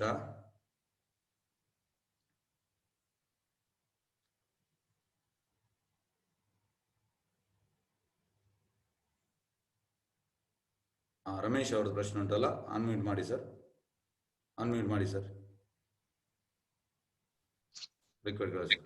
ಓಕೆ ಸರ್, ಹೇಳಿ ಸರ್. ಸರ್ ನಮಸ್ತೆ. ನಮಸ್ತೆ. ನಮಸ್ತೆ. ಎಸ್, ಸರ್ ಮುಕ್ತ ಬೆಂಗಳೂರಿಂದ ಮಾತಾಡ್ತಾ ಇರೋದು. ಹೇಳಿ ಮಾತಾಜಿ. ಈಗ ಬ್ರಹ್ಮ ವಿಷ್ಣು ಮಹೇಶ್ವರ 3 ಜನನು ಇವರು ಸೃಷ್ಟಿ ಸ್ಥಿತಿ ಮತ್ತೆ ಲಯಕರ್ತರು, ಹೌದಲ್ವಾ? ನೀವು ಕೃಷ್ಣನೇ ವಿಷ್ಣುಗೆ ಬ್ರಹ್ಮಂಗೆ ಜನ್ಮ ನೀಡಿದ್ದು ಅಂತ ಹೇಗೆ ಹೇಳ್ತೀರಾ ಗುರುಜಿ? ಎಲ್ಲ ಶಾಸ್ತ್ರದಲ್ಲಿ ಉಂಟು ಮಾತಾಜಿ, ಶಾಸ್ತ್ರದಲ್ಲಿ ಇದ್ದಾಗ ಹೇಳುದು. ಹೇಗೆ ಅಂದ್ರೆ, ಫಸ್ಟ್ ಕೃಷ್ಣನಿಂದ ಬಲರಾಮನಿಂದ ಸಂಕರ್ಷಣೆಯಿಂದ ಗರ್ಭೋದಕ್ಷ ವಿಷ್ಣು, ಕಾರಣೋದಕ್ಷ ವಿಷ್ಣು, ಕ್ಷೀರೋದಕ್ಷ ವಿಷ್ಣು, ಮತ್ತೆ ಆ ಗರ್ಭೋದಕ್ಷ ವಿಷ್ಣುವಿಂದ ಬ್ರಹ್ಮ ಹುಟ್ಟುದು. ಗೊತ್ತಾಯ್ತು ಮಾತಾಜಿ? ಇದೆಲ್ಲ ಶಾಸ್ತ್ರದಲ್ಲಿ ಉಂಟು. ಹಾಗಾಗಿ ನಾವು ಶಾಸ್ತ್ರವನ್ನು ನೋಡಿ ಹೇಳುದು ಮಾತಾಜಿ, ಹುಟ್ಟು ಹೇಳುವುದಲ್ಲ. ಓಕೆ, ಅಂದ್ರೆ ಕೃಷ್ಣ ವಿಷ್ಣುವಿನ ಅವತಾರನೇ ಒಂದಲ್ವಾ ಕೃಷ್ಣ, ಹಾಗಲ್ವಾ ಹೇಳದು? ಇಲ್ಲ ಇಲ್ಲ ಇಲ್ಲ, ಅದಲ್ಲ. ಕೃಷ್ಣ ಅವತಾರಿ ಅಂದ್ರೆ ಹೇಗೆ ಅಂದ್ರೆ, ಈಶ್ವರ ಪರಮಕೃಷ್ಣ ಸಚ್ಚಿದಾನಂದ ವಿಗ್ರಹ ಅನಾದಿರ್ ಆದಿರ್ ಗೋವಿಂದ ಸರ್ವ ಕಾರಣ ಅನಾದಿರ್. ಅದಕ್ಕೆ ನೀವು ಭಾಗವತಂ ಓದ್ಬೇಕು. ಭಾಗವತಂ ಎಲ್ಲ ಉಲ್ಲೇಖ ಉಂಟು ಮಾತಾಜಿ, ಎಲ್ಲ ಉಂಟು. ಓಕೆ ಗುರುಜಿ, ಧನ್ಯವಾದ ಗುರುಜಿ. ಎಸ್ ಮಾತಾಜಿ, ಎಸ್. ಓಕೆ, ಈಗ ಅನ್ಮ್ಯೂಟ್. ಈಗ ಪ್ರಶಾಂತ್ ಅವರು, ಒಂದು ನಿಮಿಷ. ಎಸ್ ಎಸ್ ಸರ್, ಪ್ರಶಾಂತ್ ಅವರೇ. ನಮಸ್ಕಾರ. ನಮಸ್ತೆ. ನೀವು ಪರಮಾತ್ಮ ಹೃದಯದಲ್ಲಿ ನೆಲೆಸಿರುತ್ತಾನೆ ಅಂತ ಹೇಳಿದ್ರಲ್ಲ, ಅದೇ ತರ ಆತ್ಮ ಎಲ್ಲಿ ನೆಲೆಸಿರುತ್ತಾನೆ ಅಂತ ಸ್ವಲ್ಪ ಹೇಳ್ಬೋದು? ಆತ್ಮ ಕೂಡ ಹೃದಯದಲ್ಲೇ. ಓಕೆ, ಹೌದು, ಆತ್ಮ ಕೂಡ ಹೃದಯದಲ್ಲಿ ನೆಲೆಸಿರು. ಎಸ್, ಧನ್ಯವಾದ. Yes sir, okay. ಈಗ ಪಲ್ಲವಿ ಮಾತಾಜಿ. ಅನ್ಮ್ಯೂಟ್ ಮಾಡಿ ಮಾತಾಜಿ. ಎಸ್ ಮಾತಾಜಿ, ಎಸ್. ನಮಸ್ಕಾರ.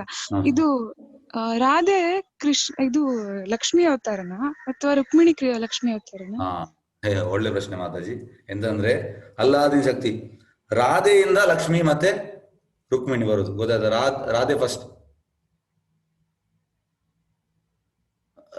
ರಾಧೆಯಿಂದ ಉಳಿದ ಎಕ್ಸ್ಪಾನ್ಷನ್ ಆಗೋದು ಮಾತಾಜಿ. ಯಾವುದೆಲ್ಲ ಉಂಟು ಲಕ್ಷ್ಮಿ ರುಕ್ಮಿಣಿ ಇದೆಲ್ಲ ರಾಧೆಯಿಂದ, ಅದೆಲ್ಲ ಹೈಯೆಸ್ಟ್ ಮಾತಾಜಿ. ಎಂತಂದ್ರೆ ಎಂತ ಗೊತ್ತುಂಟ ಮಾತಾಜಿ, ಈಗ ನಿಮ್ಗೆ ಎಂತಂದ್ರೆ ನಾನು ಕೆಲವೆಲ್ಲ ಹೈಯೆಸ್ಟ್ ಹೇಳಿದ್ರೆ ನಿಮ್ಗೆ ಅರ್ಥ ಆಗುದಿಲ್ಲ. ನಾನು ಹಾಗೆ ಹೇಳಿದಲ್ಲ, ಎಂತ ಹೇಳುದು, 5 ರಸ ಅಂದ್ರೆ ಶಾಂತರಸ, ದಾಸ್ಯ ರಸ, ಸಾಕ್ಯ ರಸ, ವಾತ್ಸಲ್ಯ ರಸ, ಮಾಧುರ್ಯ ರಸ. ಹಾಗೆ ಇದೆಲ್ಲ ಉಲ್ಲೇಖ ಉಂಟು. ಆದ್ರೆ ಈಗ ಎಂತ ಆಗ್ತದೆ ಅಂದ್ರೆ ನಿಮ್ಗೆ ಈಗ ಆಲ್ ಆಫ್ ಸಡನ್ ನಿಮ್ಗೆ ಅದು ನಂಬಿಕೆ ಬರುವುದಿಲ್ಲ. ನೀವು ಭಗವದ್ಗೀತೆ ಕಲ್ತು ಭಾಗವತಂ ಕಲ್ತ್ರೆ ಮತ್ತೆ ಎಲ್ಲ ಭಾಗವತಂ ಅಲ್ಲಿ ಉಲ್ಲೇಖ ಉಂಟು, ಎಲ್ಲ ಡೀಟೇಲ್ ಆಗಿ ಉಂಟು. ಮತ್ತೆ ಅದಕ್ಕಿಂತ ಹೈಯೆಸ್ಟ್ ಅಂತ ಅಂದ್ರೆ ನೋಡಿ, ಈಗ Bhagavadgita graduation, Bhagavatam post graduation, ಮತ್ತೆ PhD ಚೈತನ್ಯ ಚರಿತಾಮೃತ. ಚೈತನ್ಯ ಚರಿತಾಮೃತದಲ್ಲಿ ಇದರ ಬಗ್ಗೆ ಹೈಯೆಸ್ಟ್ ಬಗ್ಗೆ ಇರೋದು. ಹಾಗಾಗಿ ಅವು ಡೀಟೇಲ್ ಆಗಿ ಎಲ್ಲ ಉಂಟು. ಈಗ ಎಂತ ಅಂದ್ರೆ ನೀವೀಗ ಭಗವದ್ಗೀತೆ ಕಲ್ತಾ ಇದ್ದೀರಿ, ಈಗ ಅದು ನಿಮ್ಗೆ ನಾನು ಹೇಳಿದ್ರು ಕೂಡ ನಿಮ್ಗೆ ಅದು ನಂಬಿಕೆ ಬರುವುದಿಲ್ಲ. ಹಾಗಾಗಿ ಅದು ಕಲಿತಾ ಬರ್ತದೆ ಮಾತಾಜಿ. ಅದು ಹೇಗೆ ಅಂದ್ರೆ ಆಚಾರ್ಯರ ಹತ್ರ, ನಮ್ಮ ಪ್ರಭುಪಾದ ಹತ್ರ, ಅಂದ್ರೆ ಅಮೆರಿಕದಲ್ಲೆಲ್ಲ ಹಾಗೆ ಕ್ವಶನ್ ಮಾಡೋದು ತುಂಬಾ. ಎಲ್ಲರೂ ಬಂದು ಹೀಗೆ ಟೇಬಲ್ಗೆ ಹೀಗೆ ಮಾಡುದು, ಎಂತ ಹೇಳುದು, ಟೇಬಲ್ ಹತ್ರ ಬಂದು, ಪ್ರಭುಪಾದ ಟೇಬಲ್ ಹತ್ರ ಬಂದು, ನನ್ಗೆ ಕೃಷ್ಣನನ್ನು ತೋರಿಸು, ನೀನ್ ನೋಡಿದ್ಯಾ ಕೃಷ್ಣನನ್ನು, ಆ ತರ ಎಲ್ಲ ಮಾತಾಡ. ಅಂದ್ರೆ ಅವನಿಗೆ ನಾನು ತೋರಿಸ್ಲಿಕ್ಕೆ ಫಸ್ಟ್ ಆಫ್ ಆಲ್ ಅವನಿಗೆ ಕ್ವಾಲಿಫಿಕೇಶನ್ ಇಲ್ಲ, ಹೇಗೆ ತೋರಿಸುದು? ಹಾಗಾಗಿ ಆಚಾರ್ಯ ತಿಳಿದ್ರು, ನಿನ್ನ ಕ್ವಶನ್ ಇರಲೆವೆಂಟ್. ಯಾಕೆಂದ್ರೆ ನಾನೀಗ ಕೃಷ್ಣನ ನೋಡಿದೆ ಅಂದ್ರೆ ನೀನ್ ನಂಬ್ತೀಯಾ? ಇಲ್ಲ. ಅವ ಹೇಳ್ತಿದ್ದ ಇಲ್ಲ. ಮತ್ತೆ ನೀನು ಆ ಕ್ವಶನ್ನೇ ಬಿಟ್ಬಿಡು, ನೀನ್ ತೋರಿಸು ಎಲ್ಲ ಬೇಡ. ಯಾಕಂದ್ರೆ ಪ್ರೊಸೆಸ್ ಉಂಟು, ಅದಕ್ಕೆ ಪ್ರೊಸೆಸ್ ಅಲ್ಲಿ ನಮ್ಗೆ ಗೊತ್ತಾಗ್ತಾ ಬರ್ತದೆ ಮಾತಾಜಿ. ಮಾತಾಜಿ ಹರೇ ಕೃಷ್ಣ. ಪಲ್ಲವಿ ಮಾತಾಜಿ ಗೊತ್ತಾಯ್ತಾ ಮಾತಾಜಿ? ಹರೇ ಕೃಷ್ಣ. ಪಲ್ಲವಿ ಮಾತಾಜಿ ಅನ್ಮ್ಯೂಟ್ ಮಾಡಿ. ಪಲ್ಲವಿ ಮಾತಾಜಿ ಅನ್ಮ್ಯೂಟ್ ಮಾಡಿ ಮಾತಾಜಿ. Ask unmute. ಗೊತ್ತಾಯ್ತಾ ಮಾತಾಜಿ? ಹಾ, ಗೊತ್ತಾಯ್ತು. ಮನೆಯಲ್ಲಿ ರಾಧೆ ಇದು ರುಕ್ಮಿಣಿದು ವಿಗ್ರಹ ಇಡ್ಬೋದಾ? ಎಲ್ಲಾ ದೇವಸ್ಥಾನದಲ್ಲೂ ರಾಧೆ ಕೃಷ್ಣ ನೋಡಿರ್ತೀವಲ್ಲ, ಅದಕ್ಕೆ. ಅಲ್ಲ, ಇಡ್ಬೋದು, ಅದ್ರಲ್ಲಿ ಏನಿಲ್ಲ, ಇಡ್ಬೋದಪ್ಪ, ಇಡ್ಬೋದು. Yes, okay. ಈಗ ಅರ್ಚನಾ ಮಾತಾಜಿ, ಎಸ್, ಅನ್ಮ್ಯೂಟ್ ಮಾಡಿ ಮಾತಾಜಿ. ಎಸ್ ಎಸ್ ಮಾತಾಜಿ. ಎಸ್, ಹರೇ ಕೃಷ್ಣ ಗುರುಜಿ. ಹರೇ ಕೃಷ್ಣ. ಎಸ್ ಮಾತಾಜಿ. ನೀವು ಹೇಳಿದ್ರಿ ಅಜಮಿಳನ ಕಥೆನ ಹೇಳಿದ್ರಿ. ಕೊನೆಯಲ್ಲಿ ಏನಂತಂದ್ರೆ ನಾರಾಯಣ ಅಂತ ಕರೆದಿದ್ದಾಗ ಅವ್ರಿಗೆ ಮೋಕ್ಷ ಸಿಕ್ತು, ನಾರಾಯಣನ ಹತ್ರ ಹೋದ್ರು ಅಂತ. ಆದ್ರೆ ದೈನಂದಿನ ಜೀವನದಲ್ಲಿ ನಾವು ಬದುಕ್ತಿರೋ ರೀತಿಯಲ್ಲಿ ಆ ಮಟ್ಟಕ್ಕೆ ನಾವು ಬದುಕ್ಲಿಕ್ಕೆ ಆಗಲ್ವೋ ಎಲ್ಲರಿಗೂ ಗೊತ್ತುಂಟು. ಆದ್ರೆ ನನ್ನ ಪ್ರಶ್ನೆ ಏನಂತಂದ್ರೆ, ನಾವು ಆ ಮಟ್ಟಕ್ಕೆ ತಲುಪೋದಕ್ಕೆ ಯಾವ ರೀತಿಯಂತಹ ರೂಲ್ಸ್ ಗಳನ್ನ ಫಾಲೋ ಮಾಡ್ಬೋದು ಈಗಿರೋ ಸಿಚುವೇಶನ್ ಅಲ್ಲಿ? ಅಂದ್ರೆ ಅಲ್ಲಿ ಕೃಷ್ಣ ಲೋಕಕ್ಕೆ ಕೃಷ್ಣನ ಲೋಕಕ್ಕೆ ಹೋಗ್ಲಿಕ್ಕಿರ್ಬೋದು. ನೀವು ಹೇಳಿದ್ರೆ ಲಾಸ್ಟ್ ಸ್ಟೇಜ್, ಎಂಡ್ ಸ್ಟೇಜ್, ನಮ್ಮ ಲೈಫ್ ಎಂಡ್ ಸ್ಟೇಜ್ ಅಲ್ಲಿ ರಾಮ ಕೃಷ್ಣ ಅಂತಂದ್ರೆ ನಾರಾಯಣ ಅಂತ ಅನ್ಬೋದು. ಅದು ಅಭ್ಯಾಸ ಮಾಡಿ ಆದ್ರೂ ಆಗಿರ್ಬೋದು, ಅಚಾನಕ್ ಆಗಿ ಆಗಿರ್ಬೋದು, ಯಾವ್ದೋ ಒಂದು ರೀತಿಯಲ್ಲಿ ನಾರಾಯಣನ ನಾಮಸ್ಮರಣೆ ಮಾಡಿದ್ರೆ ನಾವು ಖಂಡಿತವಾಗ್ಲೂ ದೇವ್ರ ಹತ್ರ ಹೋಗ್ತೀವಿ ಅಂತ. ಅದಕ್ಕೆ ದೈನಂದಿನ ಬದುಕಿನಲ್ಲಿ ನಾವು ಹೇಗೆ ರೂಢಿ ಮಾಡ್ಕೋಬಹುದು ಅಂತ ನಮ್ಗೊಂಚೂರು ಹೇಳ್ಕೊಡ್ಬೇಕು. ಒಳ್ಳೆ ಪ್ರಶ್ನೆ ಮಾತಾಜಿ. ನೋಡಿ, ಇದಕ್ಕೆ ಎಂತ ಹೇಳುದಂದ್ರೆ, ಅಂದ್ರೆ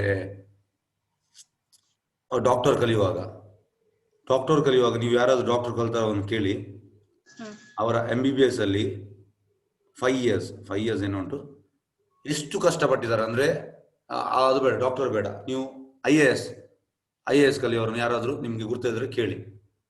ಪ್ರಿಪರೇಷನ್ ಅಂದ್ರೆ 18 hours ಪ್ರಿಪರೇಷನ್, ಅಂದ್ರೆ 6 ಗಂಟೆ ಮಾತ್ರ ಮಲಗುದವರು, ಪೂರ್ತಿ ಬೆಳಿಗ್ಗೆ ಎದ್ದು ಪೂರ್ತಿ ಪ್ರಿಪರೇಷನ್. ಅಂದ್ರೆ ನನ್ಗೆ ಅಟ್ ಎನಿ ಕಾಸ್ಟ್ ನನಗೆ ಅದು IAS ಪಾಸ್ ಆಗ್ಬೇಕು, ಅಷ್ಟು ಎಫರ್ಟ್.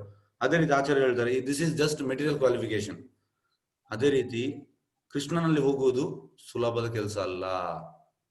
ಮೆಟೀರಿಯಲ್ ಕ್ವಾಲಿಫಿಕೇಶನ್ಗೆ ನೀವು 18 ಗಂಟೆ ನೀವು ಪ್ರಿಪೇರ್ ಆಗ್ಬೇಕು IAS ಕಲೀಲಿಕ್ಕೆ, ಅದರಲ್ಲಿ ನಿಮ್ಗೆ ಪಾಸ್ ಆಗಿ ಮತ್ತೆ ಅದರಲ್ಲಿ ನಿಮ್ಗೆ ಕೆಲಸ ಸಿಗ್ಲಿಕ್ಕೆ. ಅದೇ ತರ ಕೃಷ್ಣ ಪ್ರಜ್ಞೆಯಲ್ಲೂ ಕೂಡ ನೀವು ಸೀರಿಯಸ್ ಆಗ್ಬೇಕು. ಹೇಗೆ IS ನವ 18 ಕಲಿಯೋದು, ಅದೇ ರೀತಿ ಆಚಾರ್ಯ ಹೇಳುದು ಕಾಲು ನಮ್ಮ ಹತ್ರ 3.5 ಗಂಟೆ ಕೇಳುದು ದಿವಸದಲ್ಲಿ.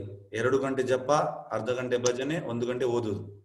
ಇದನ್ನು ಮಾಡ್ತಾ ಮಾಡ್ತಾ ಎಂತ ಆಗ್ತದೆ ಅಂದ್ರೆ ನೀವು ಓವರ್ ಡೇಸ್ ಅಂದ್ರೆ ಒಂದೇ ದಿವಸದಲ್ಲಿ ಪರ್ಫೆಕ್ಟ್ ಆಗುದಿಲ್ಲ. ಮಾಡ್ತಾ ಮಾಡ್ತಾ ಮಾಡ್ತಾ ಮಾಡ್ತಾ ಮಾಡ್ತಾ ಮಾಡ್ತಾ ಮಾಡ್ತಾ ಮತ್ತೆ ನಮ್ಗೆ ಆ ಕೃಷ್ಣನ ಸ್ಮರಣೆ ಬರ್ತದೆ. ಎಂತಂದ್ರೆ ಯಾವುದು ಶ್ರವಣ ಮತ್ತೆ ಕೀರ್ತನ ನೀವು ಮಾಡ್ತೀರಿ ಅದೇ ನಿಮ್ಗೆ ಸ್ಮರಣೆ ಮಾಡುದು. ಹಾಗಾಗಿ ಇದನ್ನು ನೀವು ಪ್ರೊಸೆಸ್ ಅನ್ನು ನೀವು ಮಾಡ್ಬೇಕು ಮಾತಾಜಿ. ಗೊತ್ತಾಯ್ತಾ ಮಾತಾಜಿ? ಹರೇ ಕೃಷ್ಣ. ಅರ್ಚನಾ ಮಾತಾಜಿ, ಅರ್ಚನಾ ಮಾತಾಜಿ, ಹರೇ ಕೃಷ್ಣ. ಮಾತ್ರ ಇಲ್ಲಿ ನೀವು ತಿಳಿಬೇಕಾದ ಎಂತಂದ್ರೆ ಅಜಾಮಿಲಗೆ ಹಾಗೆ ಆಯ್ತಂದ್ರೆ ನಮ್ಗೆ ಅದು ಆಚಾರ್ಯ ಹೇಳ್ತಾರೆ ಅಲ್ಲಿ ಭಾವಾರ್ಥದಲ್ಲಿ, this is a special case. ಯಾಕಂದ್ರೆ ಕೃಷ್ಣನ ಅದೊಂದು ಕನ್ಸಿಡರೇಷನ್ ಉಂಟು ಅವರಿಗೆ. ಈಗ ಹೇಗಂದ್ರೆ ಈಗ ಬ್ಯಾಂಕಿನವರು ಲೋನ್ ಎಲ್ಲ ತೆಗೆದದಕ್ಕೆ ಅವರು ಎಲ್ಲರದ ವಸೂಲಿ ಮಾಡ್ತಾರೆ. ಆದ್ರೆ ಕೆಲವು ಸ್ಪೆಷಲ್ ಕೇಸ್ ಎಂತಂದ್ರೆ, ಸ್ಪೆಷಲ್ ಕೇಸ್ ಅಂದ್ರೆ ಅದು ತುಂಬಾ ತೀರಾ ಇದು ಎಂತ ಆಗುದು, ಅವಂದು ಏನಿಲ್ಲ ಮತ್ತೆ ಪೂರ್ತಿ ಒಂದು ಫ್ಯಾಮಿಲಿ ಇದೋಗಿದೆ, ಬಿದ್ದೋಗಿದೆ. ಆಗ ಅವರು ಅದನ್ನೆಲ್ಲ ನೋಡ್ತಾರೆ ಮತ್ತೆ ಅದನ್ನು ಬ್ಯಾಡ್ ಡೆಪ್ಟಿಗೆ ಅಂತ ಹಾಕ್ತಾರೆ. ಬ್ಯಾಡ್ ಡೆಪ್ಟ್ ಅಂದ್ರೆ ಇರ್ರಿಕವರೇಬಲ್, ಅದನ್ನು ರಿಕವರ್ ಮಾಡೋದು ಬೇಡ ಅಂತ ಅವರೇ ಒಂದು ಕನ್ಕ್ಲೂಷನ್ಗೆ ಬರ್ತಾರೆ. ಅವರ ಬೋರ್ಡ್ ಮೀಟಿಂಗ್ ಅಲ್ಲಿ ಅವರು ಬರೀತಾರೆ, because of such and such situation ಇದನ್ನು ಬ್ಯಾಡ್ ಡೆಪ್ಟ್ಗೆ ಹಾಕುವ, ಇದನ್ನು ರಿಕವರ್ ಮಾಡೋದು ಬೇಡ. ಅದೇ ತರ ನಮ್ಮ ಅಜಾಮಿಲನ್ ಕೂಡ ಅದು ಸ್ಪೆಷಲ್ ಕನ್ಸಿಡರೇಷನ್. ನಮ್ಗೆ ಆ ತರ ಆಗ್ತದೆ ಅಂತ ನಾವು ಭಾವಿಸಬಾರ್ದು. ಬೇಡದೆಲ್ಲ ಮಾಡುದು, ಸಾಯೋ ಟೈಮಲ್ಲಿ ಸ್ಮರಣೆ ಮಾಡುದು ಅದಿಲ್ಲ. ಅದೇನೋ ಅವನಿಗೆ ಒಂದು ಸ್ಪೆಷಲ್ ಕನ್ಸಿಡರೇಷನ್ ಕೊಟ್ಟಿದ್ದಾರೆ ಆ ತರ. ಎಸ್, ಬೇರೆ ಯಾರ್ದು ಪ್ರಶ್ನೆ?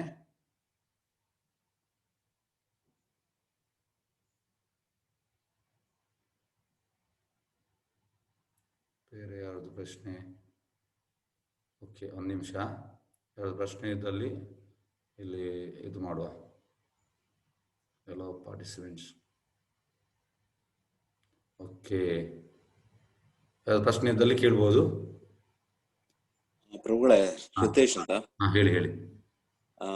ಇದು ಆಕ್ಚುಲಿ ಇವತ್ತಿದ್ದು ಕ್ಲಾಸ್ ಇದೆಯಲ್ಲ, ಅದಕ್ಕೆ ರಿಲೆವೆಂಟ್ ಆದದಲ್ಲ, ಅದ್ರೊಂದು ಕ್ವೆಶನ್ ನನ್ನ ಮನಸ್ಸಲ್ಲಿದೆ. ಏನು ಅಂತ ಹೇಳಿದ್ರೆ, ಈಗ ನಾವು ನಮ್ ಟೈಮ್ ಸರಿ ಇಲ್ಲ, ಅದು ಸರಿ ಇಲ್ಲ ಅಂತ ಹೇಳಿ ನಾವು ಜ್ಯೋತಿಷ್ಯ ಅದು ಇದೆಲ್ಲ ನೋಡ್ತಾ ಇರ್ತೇವೆ, ಆಯ್ತಾ. ಅವ್ರು ಹೇಳ್ತಾರೆ ಈ ಗ್ರಹ ಅಲ್ಲೋಗಿ ಇದಾಗಿದೆ, ಹಂಗೆ ಹಿಂಗೆ ಅಂತ ಹೇಳಿ, ನೀವು ಈ ಪೂಜೆ ಮಾಡ್ಬೇಕು, ಆ ಪೂಜೆ ಮಾಡ್ಬೇಕು, ನಂತರ ಸರಿ ಹೋಗುತ್ತೆ ಅಂತ. ಸೊ ಇದು ಆಕ್ಚುಲಿ ನಾವೀಗ ಭಗವದ್ಗೀತೆ ಅದು ಇದೆಲ್ಲ ಭಗವದ್ಗೀತೆ ಓದ್ಬೇಕಿದ್ರೆ ಇದು ನಮ್ ಲೈಫ್ ಅಲ್ಲಿ ಅಂದ್ರೆ ನಾವದು ಇದ್ ಮಾಡ್ಬೇಕಾ, ಅಂದ್ರೆ ಜ್ಯೋತಿಷ್ಯ ಎಲ್ಲ ನಮ್ಗೆ ನೋಡ್ಬೋದಾ ಅಥವಾ ಅದು ತಪ್ಪ ಸರಿನಾ, ಅದೊಂದು ಹೇಳ್ತೀರಾ ನೀವು? ಓಕೆ, ನೋಡಿ, ಇದಕ್ಕೆ ನಮ್ಮ ಆಚಾರ್ಯರು ಎಲ್ಲದಕ್ಕೂ ಉತ್ತರ ಉಂಟು. ಪ್ರಭುಪಾದ ಎಲ್ಲದಕ್ಕೂ ಕೊಟ್ಟಿದ್ದಾರೆ ಉತ್ತರ. ಆಚಾರ್ಯ ಹೇಳ್ತಿದ್ರು, ಮುಂಚೆ ಹೇಗೆ ಅಂದ್ರೆ ಬ್ರಾಹ್ಮಣ ಜನ್ಮದಿಂದ ಅಲ್ಲ, ಸಂಸ್ಕಾರದಿಂದ ಬ್ರಾಹ್ಮಣ ಅವನಿಗೆ ಜ್ಯೋತಿಷ್ಯ ವಿದ್ಯೆ ಕೂಡ ಗೊತ್ತಿತ್ತು, ಮತ್ತೆ ಈ ವಾಸ್ತು ವಿದ್ಯೆ ಎಲ್ಲವೂ ಗೊತ್ತಿತ್ತು. ಆದ್ರೆ ಅವರು ಅದನ್ನು ಮಿಸ್ಯೂಸ್ ಮಾಡ್ತಾ ಇರಲಿಲ್ಲ. ಮತ್ತೆ ಹೇಗೆ ಅಂದ್ರೆ ಆಚಾರ್ಯ ಹೇಳ್ತಾರೆ, ಈಗ ನೀವು ಕೃಷ್ಣ ಪ್ರಜ್ಞೆಗೆ ಬಂದ ಮೇಲೆ ಎಂತ ಆಗ್ತದೆ ಅಂದ್ರೆ, ನೋಡಿ, ಅವರೆಲ್ಲ ಹೇಳುವುದು ಗ್ರಹಗಳ ಪ್ರಕಾರ. ಆದ್ರೆ ಈ ಗ್ರಹಗಳೆಲ್ಲ ಕೃಷ್ಣನ ಆದೇಶದಲ್ಲಿ ಅವರು ನಡೆಯುವುದು. ಯಾವಾಗ ನೀವು ಕೃಷ್ಣ ಪ್ರಜ್ಞೆ ತಗೊಳ್ತೀರಾ ಆಗ ನಿಮ್ಮ ಇದು ಎಂತಂದ್ರೆ, ಈಗ ನಿಮ್ಮ ಕರ್ಮಾನುಸಾರ ನಿಮ್ಮ ಜಾತಕದಲ್ಲಿ ಉಂಟು, ನಿಮಗೆ ಈಗ ಕೆಟ್ಟದಾಗುವುದು ಅಂತ ಉಂಟು. ಆದ್ರೆ ಕೃಷ್ಣ ಪ್ರಜ್ಞೆಗೆ ಬಂದ ಮೇಲೆ ಎಂತ ಆಗ್ತದೆ ಅಂದ್ರೆ ಅದು ಟೋಟಲಿ ಡಿಫ್ರೆಂಟ್ ಆಗ್ತದೆ. ಅವನಿಗೆ ಮತ್ತೆ ಕನ್ಫ್ಯೂಷನ್ ಆಗ್ತದೆ, ಯಾರಿಗೆ? ಜ್ಯೋತಿಷನಿಗೆ. ಅವನಿಗೆ ಹೇಳಲಿಕ್ಕೆ ಆಗುದಿಲ್ಲ. ಎಂತಂದ್ರೆ ಕೃಷ್ಣ ಟೋಟಲಿ ಚೇಂಜ್ ಮಾಡ್ತಾನೆ ನಿಮ್ಮ ಗ್ರಹಗತಿಯನ್ನು. ಹೌದಾ? ಅಂದ್ರೆ ಇದು ಆಗಿದೆ ತುಂಬಾ, ನಾನು ಹೇಳುದಿಲ್ಲ, ಇನ್ಸೆನ್ಸ್ ತುಂಬಾ ಆಗಿದೆ. ಅಂದ್ರೆ ಅವರಿಗೆ ಇದನ್ನು ನೋಡಿ ಅವ್ರು ಹೇಳ್ತಾರೆ ಒಂದು, ಅಂದ್ರೆ ಅದರ ಪ್ರಕಾರ ಅವ್ರು ಹೇಳುದು, ಅದು ಹೇಳುವಾಗ ಇಲ್ಲಿ ಮ್ಯಾಚ್ ಆಗುದಿಲ್ಲ. ಅವರೆಲ್ಲ ಕೆಟ್ಟದಂತ ಹೇಳ್ತಾರೆ. ಆದ್ರೆ ಇಲ್ಲಿ ಇವನ ಭಕ್ತನ ಜೀವನದಲ್ಲಿ ಎಲ್ಲ ಒಳ್ಳೇದಾಗಿದೆ. ಅವ ಮತ್ತೆ ಹೇಳ್ತಾನೆ, ಇಲ್ಲ ಇದ್ರಲ್ಲಿ ಹೀಗೆ ಉಂಟು, ನನಗೆ ಬೇರೆ ಹೇಳಲಿಕ್ಕೆ ಆಗುದಿಲ್ಲ. ಎಂತ ಅಂದ್ರೆ, ಈಗ ನಮ್ಮ ಆಚಾರ್ಯ ಹೇಳ್ತಾರೆ, ಕೈಯಲ್ಲಿ ತುಂಬಾ ರೇಖೆಗಳು ಉಂಟು. ಕೆಲವರು ಕೈಯನ್ನು ನೋಡಿ ಹೇಳ್ತಾರಲ್ಲ, ಕೃಷ್ಣ ಪ್ರಜ್ಞೆಗೆ ನಾವು ಈಗ ಕ್ಲಾಪ್ ಹೊಡಿದ್ರೆ ಅಂತೆ ಈ ರೇಖೆಗಳೆಲ್ಲ ಓಡಿ ಹೋಗ್ತದಂತೆ, ಎಷ್ಟೋ ದೂರ ಮೈಲಿ ಹೋಗ್ತದೆ. ಹಾಗಾಗಿ ಕೃಷ್ಣ ಪ್ರಜ್ಞೆ ಮಾಡಿದ್ರೆ ಸಾಕು, ಉಳಿದದೆಲ್ಲ ನಿಮ್ಗೆ ಕೃಷ್ಣ ನಿಮ್ಗೆ ಎಲ್ಲವನ್ನು ಕೊಡ್ತಾನೆ, ಅದ್ರಲ್ಲಿ ಡೌಟೇ ಇಲ್ಲ. ಆಯ್ತು, ಧನ್ಯವಾದ. ಬೇರೆ ಯಾವ್ದು ಪ್ರಶ್ನೆ ಉಂಟಾ?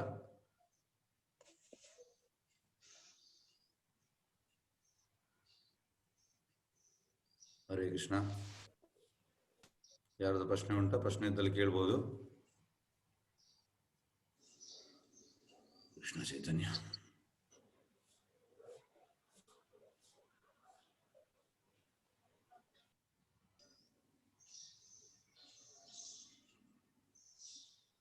ಓಕೆ, ಇದಕ್ಕೆ ರಿಲೇಟ್ ಆಗಿ ನಾನೊಂದು ಹೇಳ್ತೇನೆ. ನಮ್ಮ ಆಚಾರ್ಯರು ಎಂತಾಯ್ತಂದ್ರೆ, ಅವರು ಫಸ್ಟ್ ಅಮೆರಿಕ ಹೋಗಿ ಅದು 108 ದೇವಸ್ಥಾನ ಎಲ್ಲ ಮಾಡಿದ್ರು. ಮತ್ತೆ ಅವರು ಭಾರತಕ್ಕೆ ಬಂದರು. ಭಾರತಕ್ಕೆ ಬರುವಾಗ ಒಂದು ಭಾರತೀಯರಲ್ಲಿ ಒಂದು ಮೆಂಟಾಲಿಟಿ ಉಂಟು, ಎಂತ ಅಂದ್ರೆ ನಮ್ಮಲ್ಲಿ ಅವರು ಒಟ್ಟಿಗಿರುವಾಗ ಆಗ ಅವರದ್ದು ಗ್ರೇಟ್ನೆಸ್ ಗೊತ್ತಾಗುದಿಲ್ಲ. ಅಮೆರಿಕದವರು ಅವರನ್ನು ಹೊಗಳಿದ್ದಾರೆ ಮತ್ತೆ ಅವರು ಬರುವುದು ಆ ತರ. ಹಾಗಾಗಿ ಎಂತಾಯ್ತಂದ್ರೆ, ಇವರು ಟ್ರೈನ್ ಅಲ್ಲಿ ಇದ್ರು. ಆಗ 4-5 ಮಂದಿ ಓಡಿ ಓಡಿ ಬಂದ್ರು ಪ್ರಭುಪಾದ ಹತ್ರ. ಶಿಷ್ಯರು ಬಿಡ್ಲಿಲ್ಲ. ಮತ್ತೆ ಲಾಸ್ಟ್ಗೆ ಪ್ರಭುಪಾದ ಹತ್ರ ಹೇಳಿದ್ರು, ಹೀಗೆ ನಿಮ್ಮ ಹತ್ರ ಮಾತಾಡ್ಬೇಕಂತೆ. ಇವರಿಗೆ ಬಂದ್ರು, ಓಡಿ ಓಡಿ ಓಡಿ ಬಂದು ಪ್ರಭುಪಾದಲ್ಲಿ ಕೂತ್ಕೊಂಡ್ರು. ಪ್ರಭುಪಾದ ಹೇಳಿದ್ರು, ಆಯ್ತು ಅವ್ರನ್ನ ಕರೀರಿ. ಮತ್ತೆ ಅವ್ರು ಬಂದು ಅವ್ರು ಹೇಳಿದ್ರು, ಸ್ವಾಮೀಜಿ ನೀವು ಇಷ್ಟೆಲ್ಲ ಸಕ್ಸಸ್ ಆಗಿದೆಲ್ಲ, ನನ್ನ ಕೈ ನೋಡಿ ನಮ್ಗೆ ಇದು ಜಾತಕ ಹೇಳಿ ಅಂತ ಹೇಳಿದ್ರಂತೆ. ಅದಕ್ಕೆ ಪ್ರಭುಪಾದ ಹೇಳಿದ್ರು, ಈಗ ನೋಡಿದ್ರಂತೆ ಪ್ರಭುಪಾದ ತಮಾಷೆ ಮಾಡಿದಾಗ, ಅಂದ್ರೆ ಆ ಒಂದು ಕಾಮಿಡಿ ಮೂಡ್ ಅಲ್ಲಿ ಇದ್ರು ಪ್ರಭುಪಾದ. ಹೀಗೆ ನೋಡಿದಂದ್ರೆ, ಆಲ್ ಬ್ಯಾಡ್ ಅಂದ್ರೆ ನಿನ್ಗೆ ಇದರಲ್ಲಿರೋದು ಜನ್ಮ ಮೃತ್ಯು ಜರವಾಯ್ತು ಅದನ್ನ ಹೇಳಿದಂತೆ. ಅಂದ್ರೆ ಪೂರ್ತಿ ಕೆಟ್ಟದೆ. ಅವರು ಸೀದಾ 3 ಕೂಡ ಓಡಿ ಹೋದಂತೆ. ಹಾಗೆ ಜನರಿಗೆ ಈಗ ಎಂತ ಆಗ್ತದೆ ಅಂದ್ರೆ, ಈ ನಾನು ಎಲ್ಲರನ್ನು ಹಾಗೆ ಹೇಳುವುದಿಲ್ಲ, ಆದ್ರೆ ಇದಕ್ಕೆ ಆಚಾರ್ಯರು ಒಂದು ಇದು ಉದಾಹರಣೆ ಕೊಡ್ತಾರೆ. ಅಹೋ ರೂಪಂ ಅಹೋ ಧ್ವನಿ. ಅಂದ್ರೆ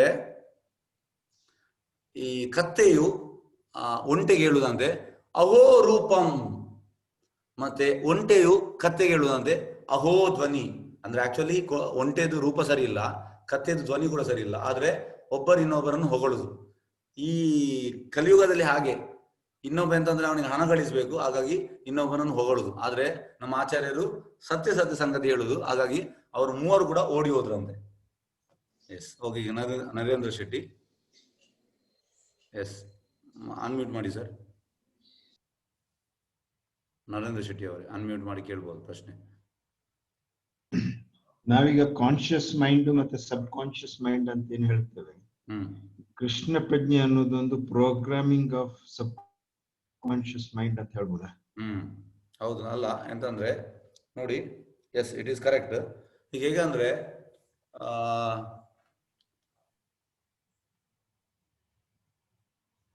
ಈಗ ನಾವು ರಾತ್ರಿ ಮಲಗುವಾಗ ಎಂತಾಗ್ತದಂದ್ರೆ,